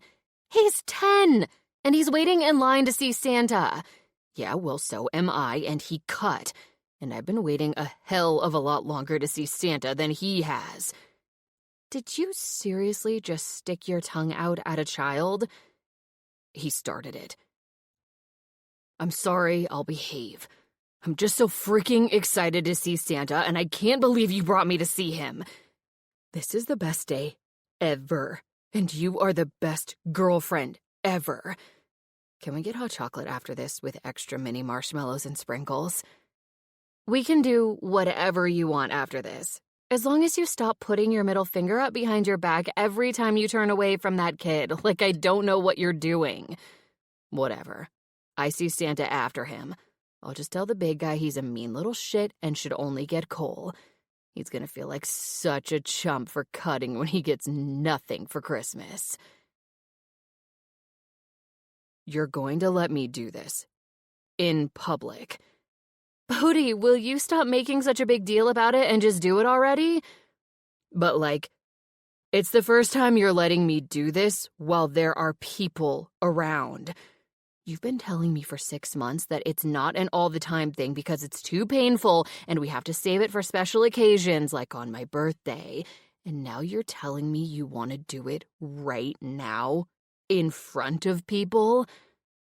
You're being really weird about something you beg me for constantly. It's not like anyone will see us. It's dark in here and they're all busy. And this is a special occasion. So now I'm letting you do whatever you want while you're back there. That's so fucking hot, you know that? Just shut up and do it already. All right then. Roll onto your side and brace yourself. I'm jumping on that couch behind you. I'm going to wrap my arms around you, and then I'm gonna snuggle the shit out of you while we watch this Christmas movie in the barn with the rest of the guests. Couldn't you have at least picked something fun, like Krampus, with more bloodshed? Why do they have to torture me with White Christmas? There's so much singing. Shh. Just lie there like a good girl and it'll be over soon. Isn't that the same thing you said to me the first time we tried anal? Ha ha, you're hilarious. Seriously, pipe down and let me enjoy cuddling you in public. I smile down at her and speak the words I've never said out loud my entire life. Merry Christmas, Noel. The end. Oh my God. That was the best Christmas romance we've read yet this year. I'm definitely glad I picked that one. You're getting so much better at doing all the voices when you read Tess. I'm so proud. That was the dumbest book we've ever read with the dumbest title. Come on. The stocking was hung is punny and festive. It's ridiculous, and so was that book. There is nothing ridiculous about a blowjob in Santa's workshop. I knew we were forgetting about something when we were at the mall earlier. Good night, Bodhi. Good night, Tess. I love you the mostest. And I love you enough not to smother you in your sleep. Tonight. That's the Christmas spirit. Want to burn something just for funsies before I turn the light off? Nah, I'm good. Then, do you care if I burn something just for funsies? Get it? Because I smoke. It's time to stop talking and go to sleep now, Bodhi. Fine. We have to head home early tomorrow anyway. Chapter 10. Tess. But wait, there's Myrrh. I wanta. I can't believe you replaced this stupid pillow yesterday. I laugh, turning my head in bed to look back over my shoulder. My laughter is quickly cut off with a moan when Bodhi holds his cock inside me and then swivels his hips against my ass, kissing his way up the side of my neck behind me. You know you'll never be able to come again without listening to this song. He chuckles softly against the inside of my ear, his strong arms wrapping tighter around my body as we lay on our sides in bed, under the blankets, having warm, half-asleep morning sex. One of his hands is cupping my breast, his thumb rubbing torturously back and forth over my nipple, while his other hand is down between my thighs, his finger circling my clit as he starts pumping in and out of me again. "Fuck, Tess." Bodhi hisses in my ear when I hitch one of my legs back over his knee, opening myself up wider and arching my back so he can sink deeper. I stop caring about the stupid hippo pillow that somehow made its way under us when Bodhi's fingers start circling faster. My warm, languid body vibrates with need, just like it did as soon as Bodhi woke me up by sliding his arms around me under the covers, along with his cock inside me. As I push my hips back to meet his shallow thrusts, my fingernails dig into the skin of Bodhi's arm that's anchored around me. "Let me feel you come, my little fire starter," he whispers in my ear. With a few more swipes of his expert fingers over my clit, I'm coming with a shout of his name while Bodhi follows quickly behind. His arms holding my body against him tighten as he rocks his hips against me, chanting my name against the side of my neck as I feel his cock pulsing inside me through his orgasm. It's the absolute best way to wake up on what I hope is the best day of our lives so far. We stay tangled up together in bed with Bodhi's arms still wrapped tightly around me and his chest pressed against my back, dozing off again for a few minutes until there's a knock at the door. 4 slow raps followed by 2 rapid ones. It's time. Come on, I have a surprise for you. I tap my hand against one of Bodhi's arms around me to wake him up, the one with his hand still firmly cupping my boob. I don't think I'd ever ask you this, but are you high right now? A short bark of laughter flies out of me when Bodhi asks me this question with so much shock in his voice. Looking back over my shoulder and smiling again when I see his wide eyes, I lift my chin and kiss the bottom lip of his equally wide-open mouth.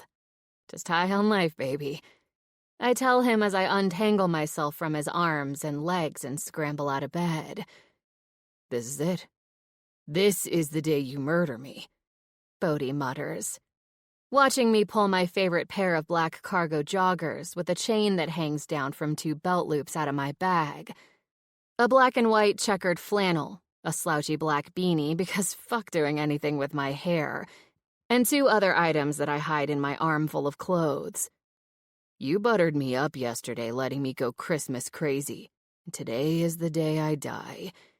You even gave me death row nookie. That was really very thoughtful of you. I laugh at his dramatics as he slowly rolls out of bed on the opposite side from me, and I toss a clean pair of khaki cargo shorts at him across the rumpled covers, as well as a green t-shirt with a gingerbread man on it that says, "Let's get baked." Hey, this is new. Bodhi perks up, holding the shirt out in front of him with a smile, showing the first sign of happiness since he decided me surprising him with something equals I must be killing him. Yep, it's new. I shrug casually, even though for the first time in my life I'm bursting with excitement, like some kind of giddy little girl. I gotta pee. Get dressed and I'll be out when I'm ready. We're fully clothed and heading downstairs 10 minutes later, with me walking carefully behind Bodhi on my tiptoes, with my arms above his shoulders and my hands covering his eyes, maneuvering around all the damn nutcrackers as I walk him through the guest living room. Stopping him right by the coffee table in front of the couch, I drop my hands from his eyes and step to his side, watching his face when he blinks them into focus and sees what's sitting in the middle of the table. Oh my God, he whispers, his eyes getting huge, and I'm pretty sure I see them filling up with tears. That's the biggest Santa bong I have ever seen in my life. First item on Bodhi's best Christmas ever list of necessities. the biggest Santa bong I've ever seen in my life. Standing around 15 inches tall by 10 inches wide in the middle of the coffee table really is the biggest glass bong, shaped like a big fat Santa, with the glass bowl piece protruding from his big belly, that anyone's probably ever seen in their life. I have no idea how Millie found this thing, and I don't care. I'm just glad she agreed to help me 2 nights ago when I gave her that list. Even though I barely got any sleep the last 2 nights because I guess nighttime is when Millie works best and she kept texting me with questions, it was worth the sleepless nights just to see the look on Bodhi's face right now. I'll be back in about 15 minutes. Bodhi smiles happily, leaning forward to grab the bong. No, not yet. I stop him with a hand on his arm. Your surprise isn't finished yet. I do not understand the words coming out of your mouth. Santa bong. Bodhi mumbles, not even looking at me as he leans toward the coffee table with both of his arms stretched out in front of him. Seriously, you just have to wait like 10 minutes, I tell him, pushing his arms back down. Mine, gimme. Bodhi keeps reaching for the bong, and I keep pushing his arms down, until eventually I have to grab a blanket from the back of the couch and toss it over the bong so it's no longer in sight. Jesus, I knew I should have made that the last surprise. Now you won't care about anything else. Millie, hurry up. I shout to where I know she's hiding in the foyer, waiting for my signal for the next surprise. As soon as Bodhi turns toward the foyer to see what's going on, Mariah Carey's All I Want for Christmas Is You starts blasting through the loudest Bluetooth speaker ever, definitely waking up the rest of the house. There was a slight snafu after we last spoke, Millie shouts around the music as she peeks her head in the room from the foyer. A few guests wandering in front from the dining room to see what all the noise is about. Just embrace the change and feel the Christmas spirit, but especially feel that third one's ass. She disappears. We hear the front door opening, and then... Well, this is unexpected and yet oddly arousing. Hey, boys. Bodhi happily greets the single-file line of men with a wave, who come dancing into the living room, each one looking like an extra from Magic Mike, wearing nothing but Santa hats and red glittery Speedos. I know it was supposed to be ladies, but you have no idea how hard it is to get female strippers on such short notice this time of year. Millie shouts over Mariah Carey's voice as she shimmies her body right along with one of the 9 exotic male dancers. I didn't say strippers. I said ladies dancing. I yell back over the music while I try not to vomit in my mouth as one greasy, gyrating, sexy Santa starts hip-thrusting 2 inches away from me. Bodhi is cheering and pulling dollar bills out of his wallet as a group of male strippers twerk and dance around him, so I guess the snafu worked, considering I fudged a little on one of the items on the list, too. Second and third items on Bodhi's best Christmas ever list of necessities. 9 kick-ass ladies dancing, and to be serenaded by Mariah Carey singing her #1 Christmas hit. In Millie's defense, she did offer to send Mariah a text, even though they had a falling out a few years ago when Millie said she accidentally made out with Nick at the Kids' Choice Awards. Sweet of her, really.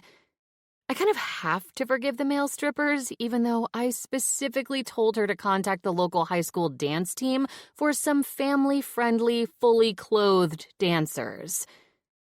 Gingerly tiptoeing my way through the living room with my arms high above my head so I don't touch any of the half-naked, greased-up men air-thrusting their hips to the music, I get to the tree in the corner of the room and grab the heavy, large box with the bottom and top wrapped separately in Christmas paper that Millie put there for me.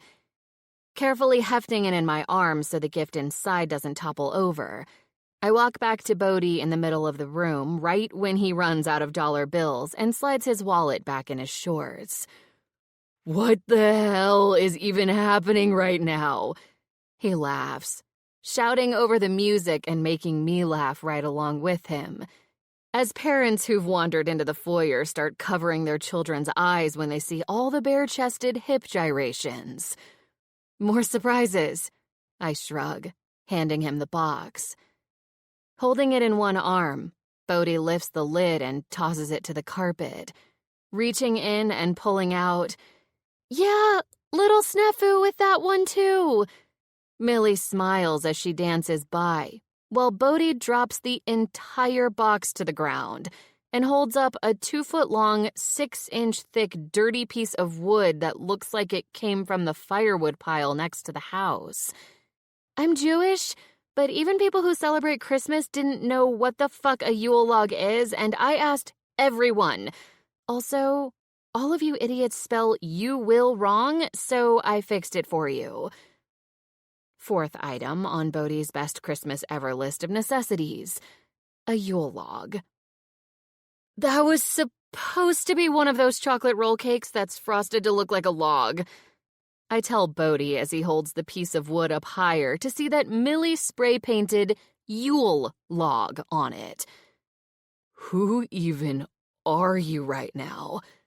Bodhi whispers, his eyes shining with happiness as I take the damn log out of his hand and set it down on the coffee table next to the covered-up Santa bong. But wait, there's myrrh. I roll my eyes at how stupid I sound saying a dumb Christmas pun as Millie restarts the Mariah Carey song again from the beginning when it ends. A few guests have joined us in the living room to dance with the strippers all around us, while Allie and Jason stand in the foyer looking exactly like Bodhi did when he thought I was going to murder him. With Bodhi's eyes locked on mine as I stand a few feet away from him in the middle of the room, I quickly unbutton my joggers and shove them down my legs, kicking them off and finally not sweating to death after wearing them on top of the khaki-colored leggings I snuck on in the bathroom.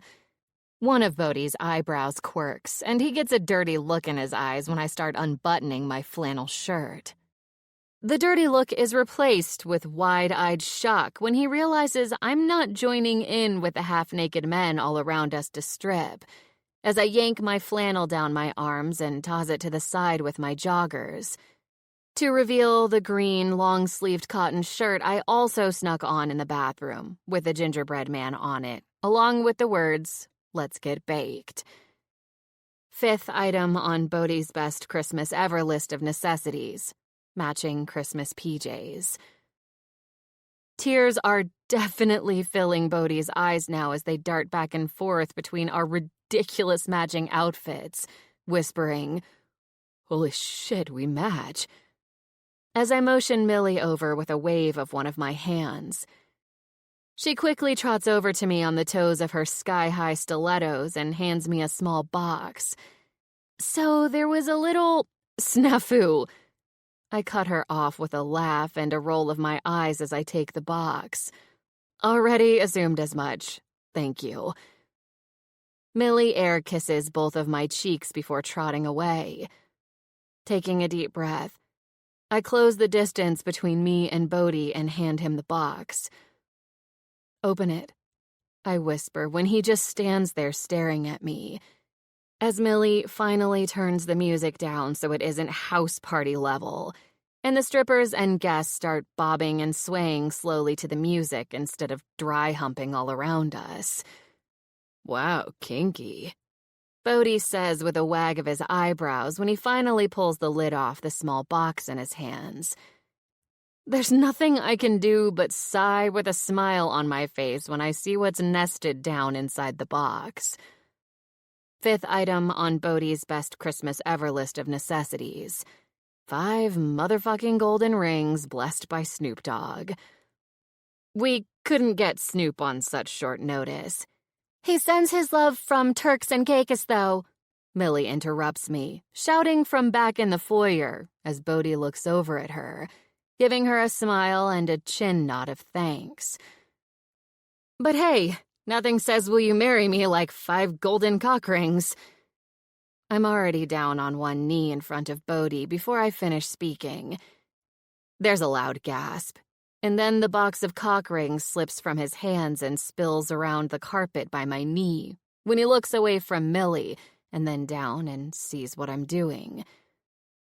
And right now, I'm proposing to my boyfriend because I am Tess motherfucking Powell and I ask the questions around here, goddammit. Oh my god. Oh my god. Oh my god. Bodhi chants, bouncing up and down on the balls of his feet as he fans his face with both hands. He looks down at me with eyes that are more excited than when he saw the Santa bong.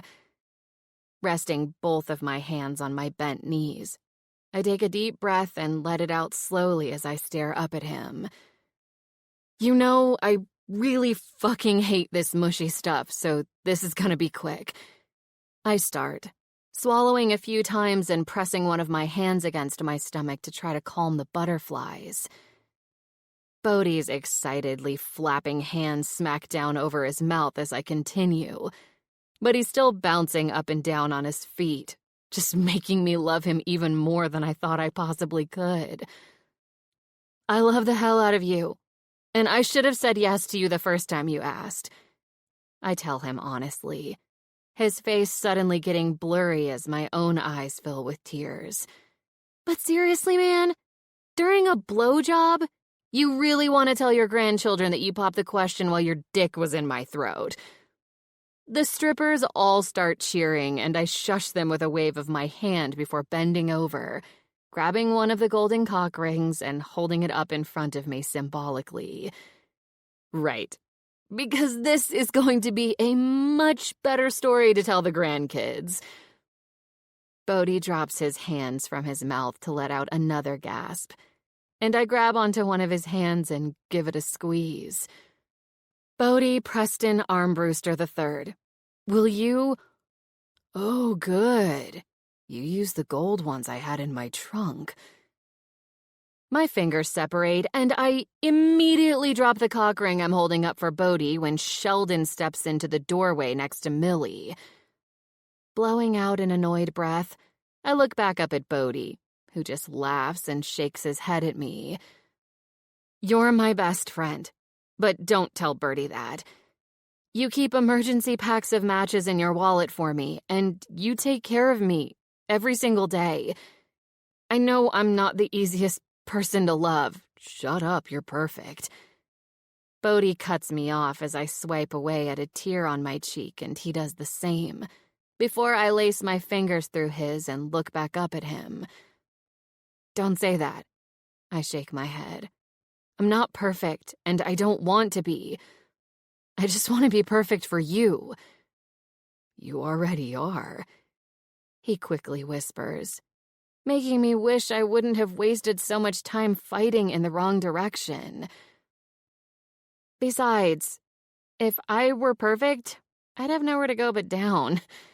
And baby, I tell him, smirking up at the man I love the hell out of, I just want to spend the rest of my life getting higher with you. Will you marry me? Oh, you made a weed pun. Bodhi gushes with a huge smile as he tugs on my hand, yanking me up to my feet and pulling me against his body, making me let out a squeal when he lifts me up and spins me around.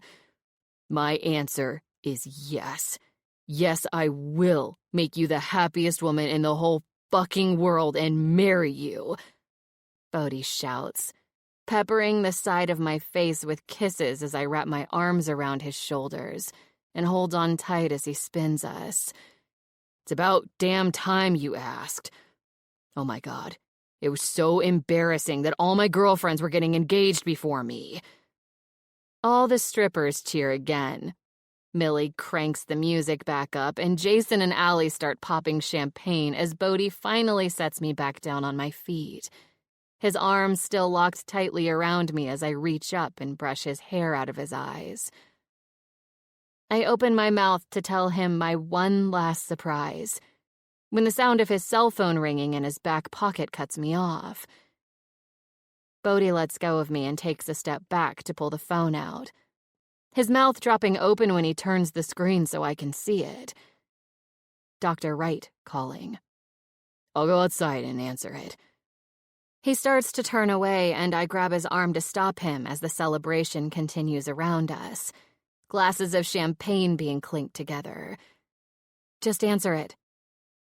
Bodhi waits 2 more rings before he realizes I'm serious, and then presses the answer button.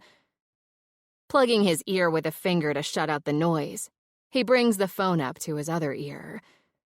I listen to Bodhi's side of the conversation, watching him nod and say a few yeses and a couple of okays, and my heart starts pounding inside my chest, and I start having trouble breathing. I'm rubbing the heel of my palm against my rapidly beating heart and pressing my hand harder against my stomach to calm the butterflies. But it doesn't work. And nothing can make me feel calm right now because I know. Bodhi's nodding. And his eyes are getting bigger with every word the doctor says, and I know. I know what he's telling Bodhi right now as his eyes fly to mine in a panic with something the doctor says. Because I've known what was wrong with me for the last 2 months. I was just too scared to admit it.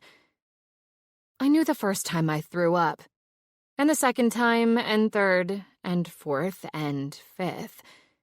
And I knew when I cried at a goddamn Hallmark movie, and when my mood swings almost made me light an entire rental car on fire when Taco Bell didn't have what I wanted.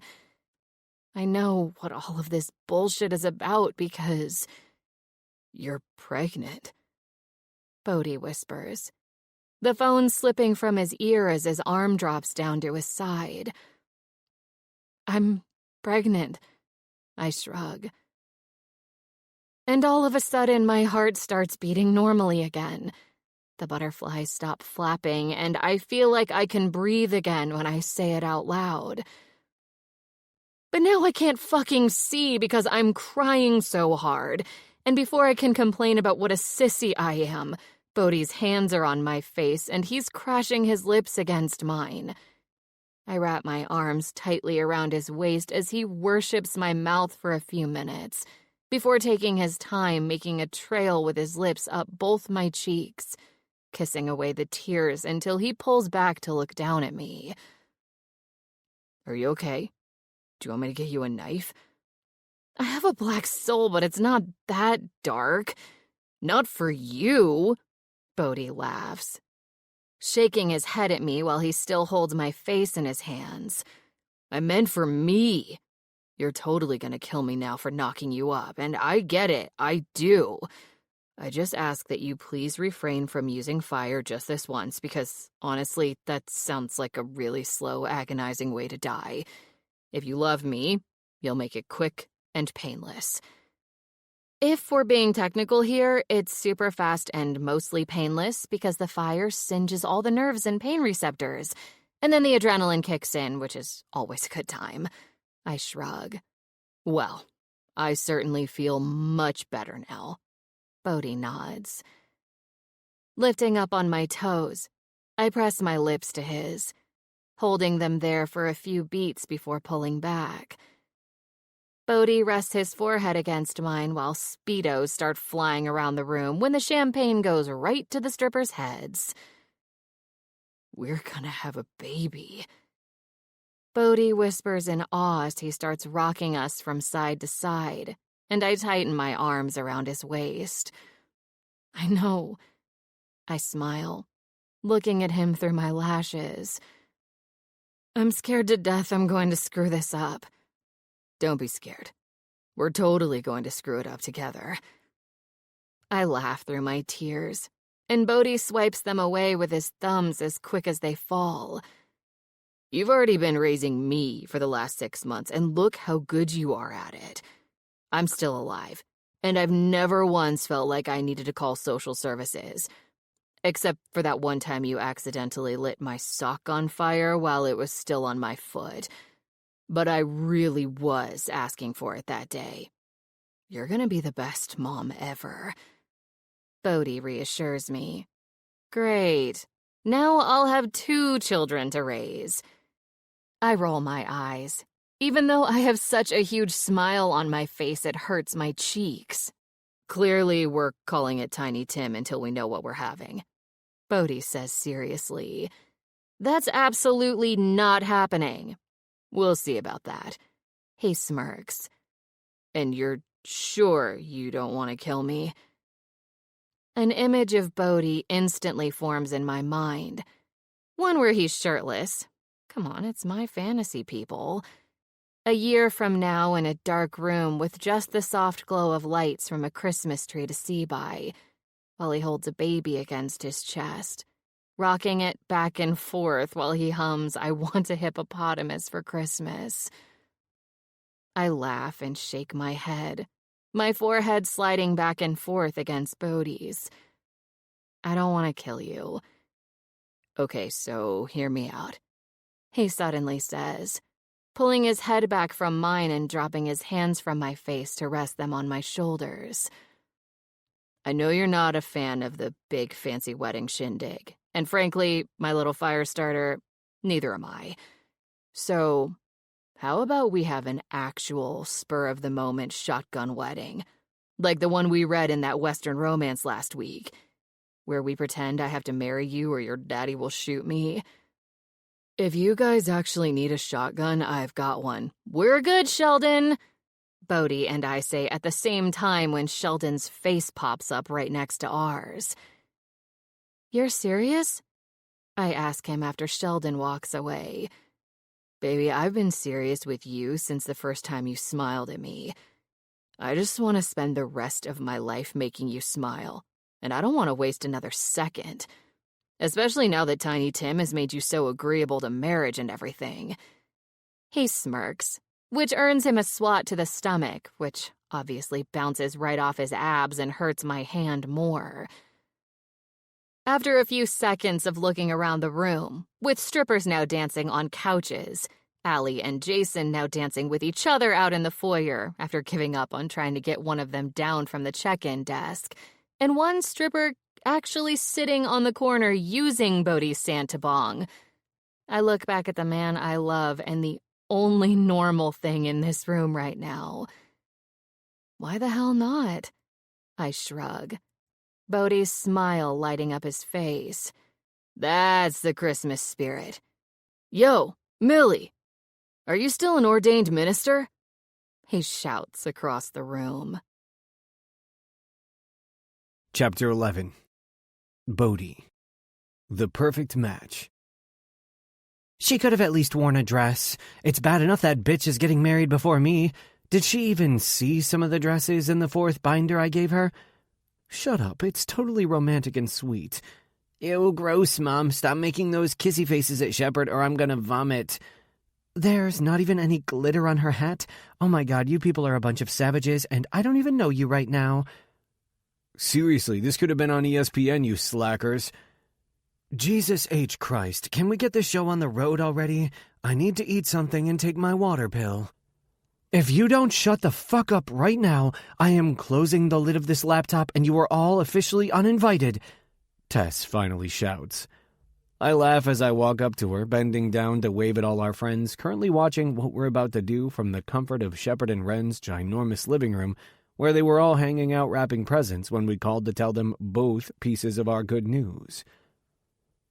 Tess nervously held her breath, waiting for Bertie and everyone else to start screaming at her and freaking out, but all those nerves were for nothing. As soon as Tess blurted everything out, there was 5 seconds of silence before all hell broke loose. Everyone proceeded to argue amongst themselves without us for a good 15 minutes about who owes who money, because half of them, including Bertie, already guessed a long time ago that Tess was pregnant, and that we'd probably do something crazy like elope while we were on vacation, all of them placing their bets the day we left Summer Suite. You ready to do this, my little fire starter? Tess steps away from the open laptop Allie set up for us on a bar stool, out in the backyard in the snow after the sun went down, right by the tree line where my luminary proposal went up in flames. And Jason only got yelled at for 5 minutes for not telling her he almost set the entire woods surrounding the property on fire, so that was good for him. Even though neither one of us wanted a big wedding with tons of people, we still wanted the ones we loved the most to witness it, and we both thanked Allie profusely when she came up with the laptop idea. Tess even humored me in my love of Christmas by letting me handle the wedding decorations, which includes the Santa hippo tree from our room that I dragged out here with an extension cord, some twinkle lights hanging in the trees around us, and one other item from our room that I still can't believe she agreed to. "Ready as I'll ever be," Tess smiles up at me, still wearing the cute, slouchy black beanie over her blue hair, saying we could consider it her headpiece and veil. Agreeing to change out of our matching pajamas so we could save them for Christmas Eve, we decided to wear whatever the hell we wanted, since this wedding is ours and we can do whatever the hell we want with it.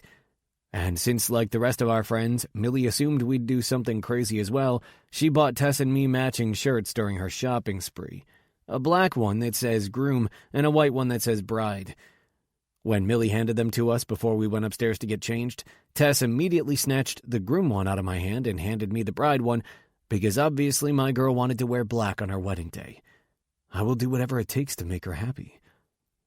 With her black t-shirt that's adorably too big for her that she tied in a knot by her hip, a long black cardigan that falls to her thighs to keep her arms warm, the black jogger she had on earlier with a kick-ass chain hanging down from the belt loops, along with her Doc Martens, she takes my goddamn breath away, and I can't believe she's mine. "You're the prettiest bride I've ever seen." "Fuck off." Tess rolls her eyes, even as she gives me that killer smile that stopped me in my tracks 6 months ago. With my white bride shirt that's 2 sizes too small and my black cargo shorts to match my girl, I return her smile right as Jason throws a match on the huge pile of wood he stacked on top of the already scorched grass, along with all the lighter fluid from Tess's travel bottle. The pile bursts into flames, and I laugh when Tess lets out a happy shriek, her eyes getting wide and excited as I grab both of her hands and try to get her to turn to face me. "Okay, time to look at me now."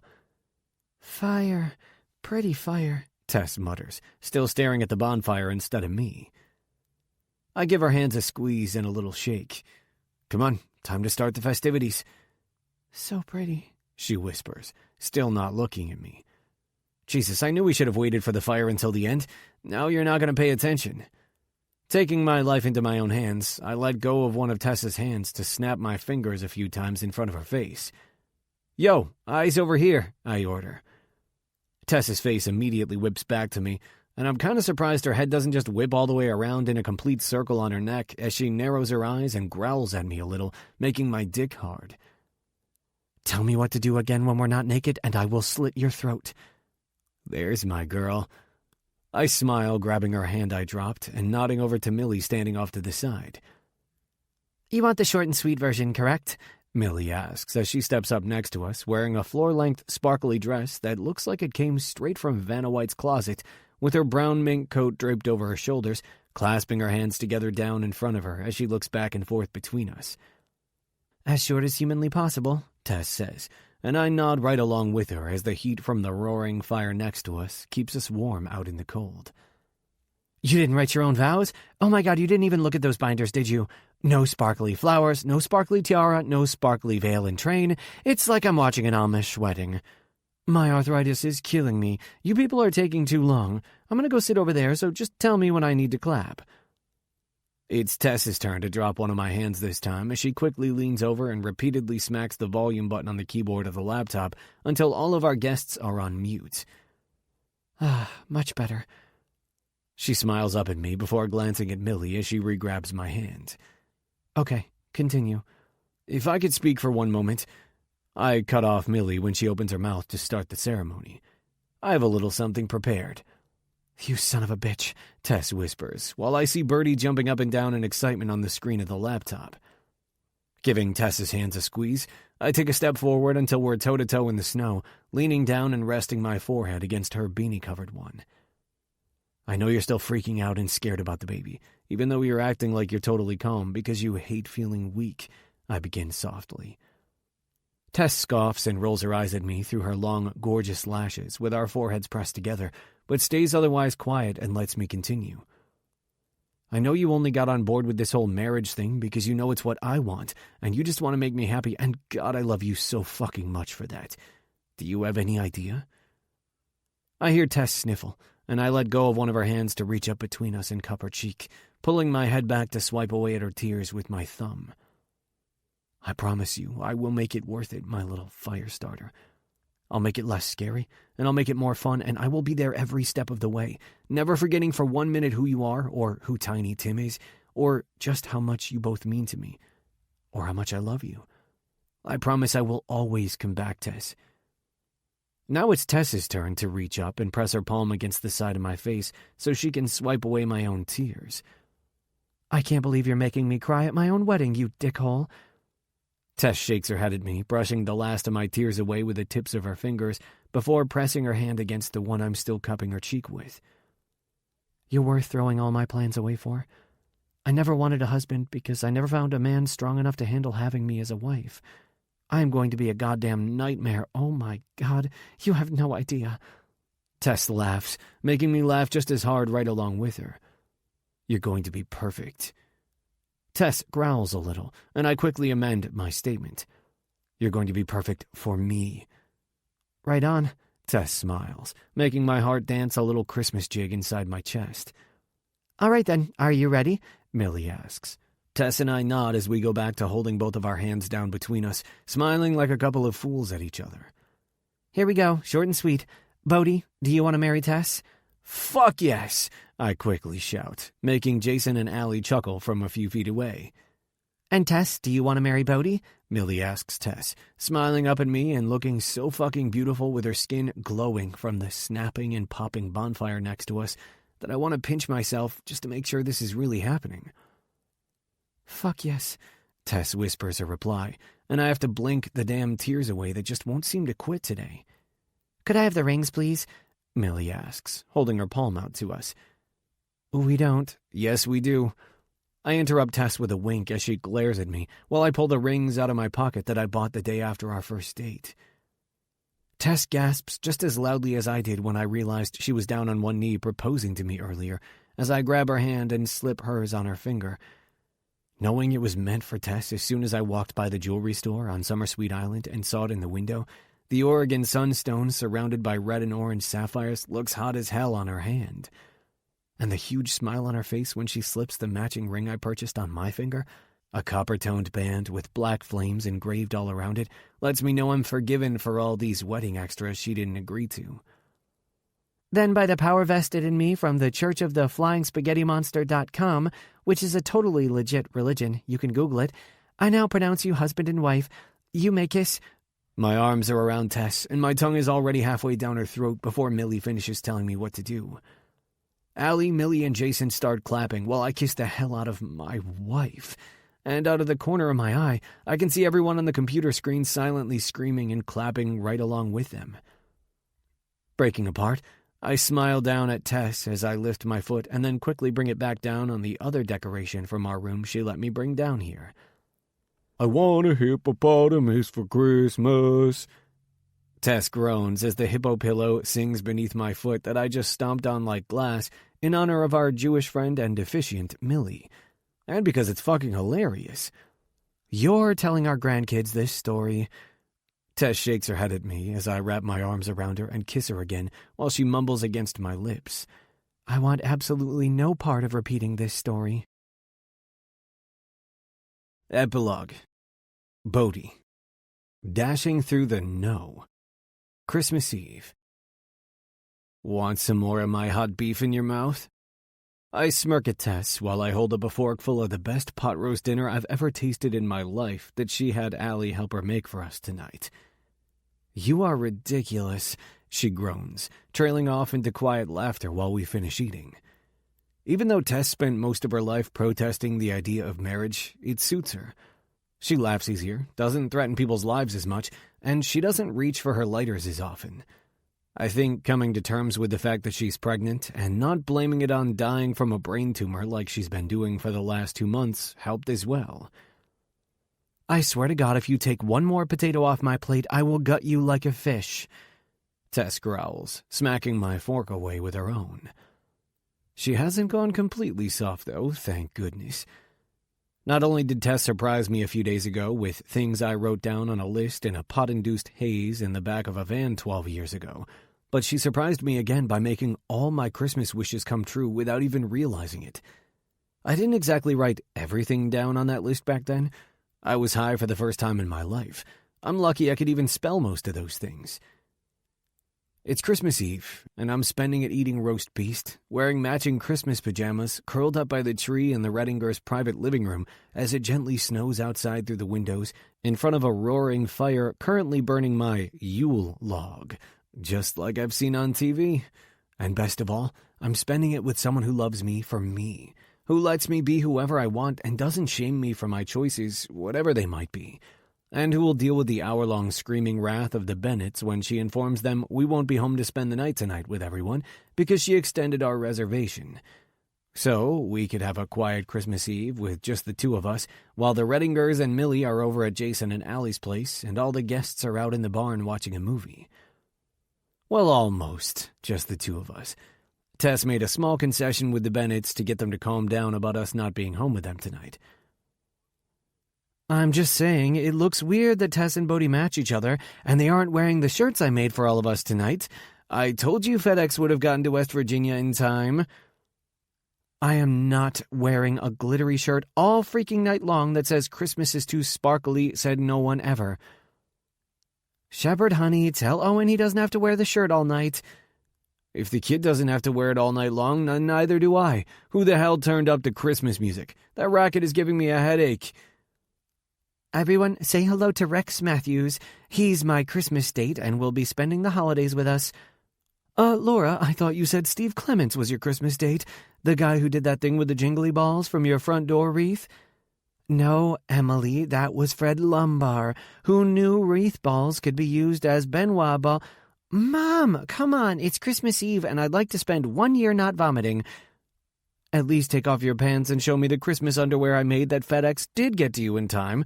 I got a new attachment for my Cricut that... I slammed the laptop lid closed that's sitting in the middle of the coffee table and cut Shepard off. Tess lets out a long, happy sigh when the room is silent again, and it's back to officially being just the two of us in here. The video chat Tess agreed to so everyone wouldn't miss us so much sounded like a good idea at the time. And honestly, up until the last 5 minutes, it was really nice spending the evening with everyone we love.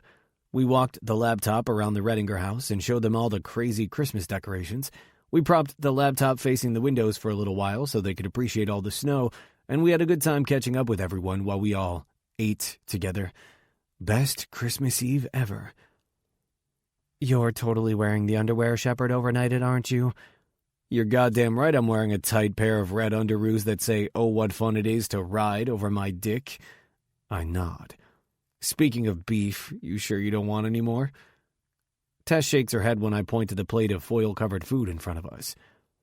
I think I've officially eaten enough tonight, Mr. Powell, Tess states as she pushes back from the coffee table and pulls her legs up onto the couch, making my heart skip a beat as I set my empty plate down on the coffee table next to hers. Not just because I fucking love hearing her call me Mr. Powell, using her last name, but because of the real reason why Tess made all my Christmas wishes come true. You down with BPP? I sing as I scoot closer to her on the couch. I gently shove her hands away from where my eyes were glued to them resting on her stomach so I can rest my own hand there against the wish I didn't even know I wanted until it came true. We are not singing that song every time someone says your new name. Tess laughs, the sound always like music to my ears as her stomach bounces with her laughter against my palm. My heart skips again, wondering how I got so lucky that all my dreams are coming true. I'm finally going to have my own family to love and to cherish and to never, ever judge for their choices, always supporting whatever they do as long as it makes them happy. You know, as long as it isn't like a meth addiction or a gambling habit. Leaning down, I put my mouth right against Tess's stomach. We'll see about that, won't we, Tiny Tim? Sing it with Daddy. You down with BPP? Tess lets me sing an entire round of the song and give her belly a kiss before she slides her hand through my hair and gently tugs. Pulling my face up closer to hers, she smiles when Jack Skellington starts singing What's This from the flat-screen television hanging above the fireplace. Watching The Nightmare Before Christmas is a new Christmas Eve tradition that Tess insisted upon if I was going to make her suffer through It's a Wonderful Life later. I was so happy she even suggested any kind of a Christmas tradition that I would have agreed to watching A Nightmare on Elm Street every year if that's what she wanted. I love you the mostest, I whisper. Tess drops her hand from my hair and snuggles into my side, resting her head on my shoulder and throwing her legs over my lap, laughing softly when I refuse to remove my hand from her stomach. "You better," she sighs back contentedly as I kiss the top of her head while she softly starts singing along with the movie. I know things won't always be smooth sailing. No marriage is ever perfect. I'm going to do stuff that pisses Tess off, and Tess is going to do stuff that pisses me off. I'll probably accidentally get super stoned right before she wants to have a serious talk and not hear one word of it, and she'll probably accidentally light another article of clothing of mine on fire while it's still on my body. We're going to fight about stupid little things, and we're going to disagree about important big things, because life isn't perfect, and we'll have hurdles to jump over. But we're never going to stop fighting in the right direction for what we want, and we both want the happily ever after we read about in our bedtime stories. Even if Tess says they're boring and predictable.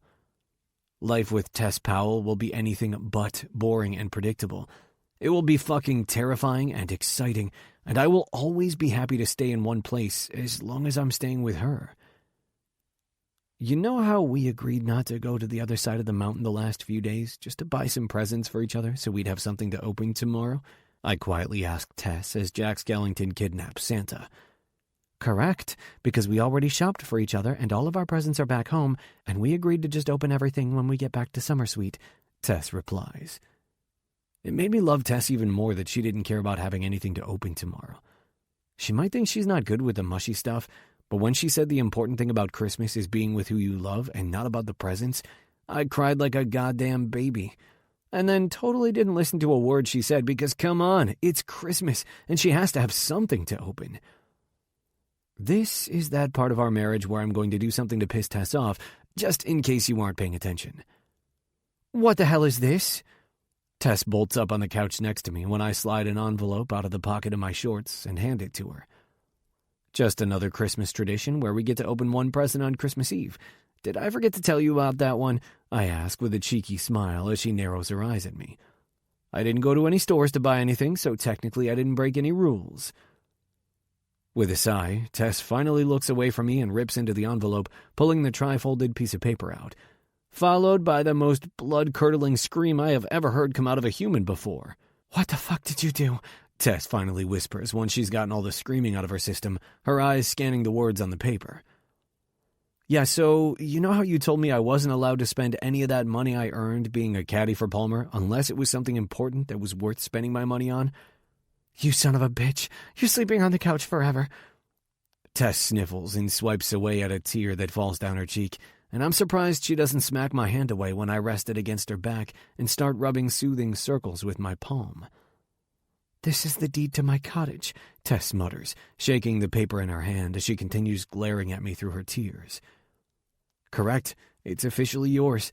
I want us to start fresh without you worrying about the mistakes someone else made. You shouldn't have to pay for your grandmother's mistakes. It's time for you to make your own, so our kids have to pay for them." I wink at her. It takes her a few minutes of sniffling back tears and pushing back the need to reach down the front of her Let's Get Baked pajama top and grab the lighter in her bra, but she finally returns my smile. "Right on, I guess." Tess shrugs, refolding the deed, sliding it back into the envelope, and setting it down on the coffee table next to our plates before she snuggles back into my side. I'll wait until we're back home to tell her there are currently 2 FAO Schwartz trucks on their way to the island. I'd much rather die in the comfort of my own living room than on vacation. I just hope she lets me test out the slide on the pirate ship treehouse first. "Did someone scream? I thought I heard screaming. I've got duct tape if you—" "We're fine, Sheldon." Tess and I cut the poor man off when he pops his head in the living room, the reindeer antlers switched out for a festive Santa hat this evening. "All right, well, I'm going to head on out to the barn with everyone else. I'll keep one ear open for more screaming in case you need me." With a nod, he disappears down the hallway, and I go back to cuddling my wife. "After I fuck the hell out of you in front of the Christmas tree when the movie is over, we should bundle up, head outside, and go dashing through the—" "No," Tess stops me. I let out a big sigh, and she pulls her head back from my shoulder, narrowing her eyes at me when I push my bottom lip out. "Fine." She finally relents after a few seconds with a roll of her eyes, as I start bouncing up and down on the couch next to her. "But only for a little bit, and you have to wear a hat and a scarf this time." And I will, because I love it when Tess orders me around. Totally gets my dick hard. You're going to be the best mom ever." "Fuck off," Tess mutters, but I see a big smile come across her face before she rests her head back on my shoulder. "If you reach under the pillow by your arm, there might be a small Christmas Eve present in there for you as well," Tess says nonchalantly. Sliding my hand under the pillow, I pull out a folded piece of paper shoved between the arm of the couch and the cushions, shaking it out to unfold it with one hand.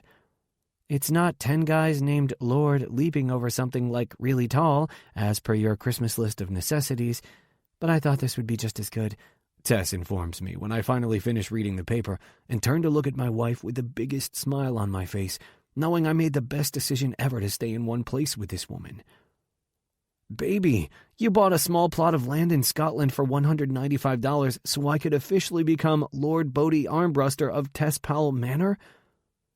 "I'll send them an email and have the official deed updated with your married name," Tess reassures me as she snuggles deeper into my side. Tucking my lordship paperwork into the back pocket of my shorts, I kiss the top of Tess's head and smile when she starts singing along to Oogie Boogie's song. Yep, best Christmas Eve ever, with many, many more to come. This concludes Dashing Through the Know by Tara Sivec, narrated by Tim Page and Kelsey Navarro. Copyright 2020 by Tara Sivec. This unabridged audiobook is published by arrangement with Tara Sivec, care of Brower Literary and Management, and was produced in the year 2021 by Tantor Media Incorporated, a division of Recorded Books, which holds the copyright thereto. Please visit tantor.com for more information on our growing library of unabridged audiobooks.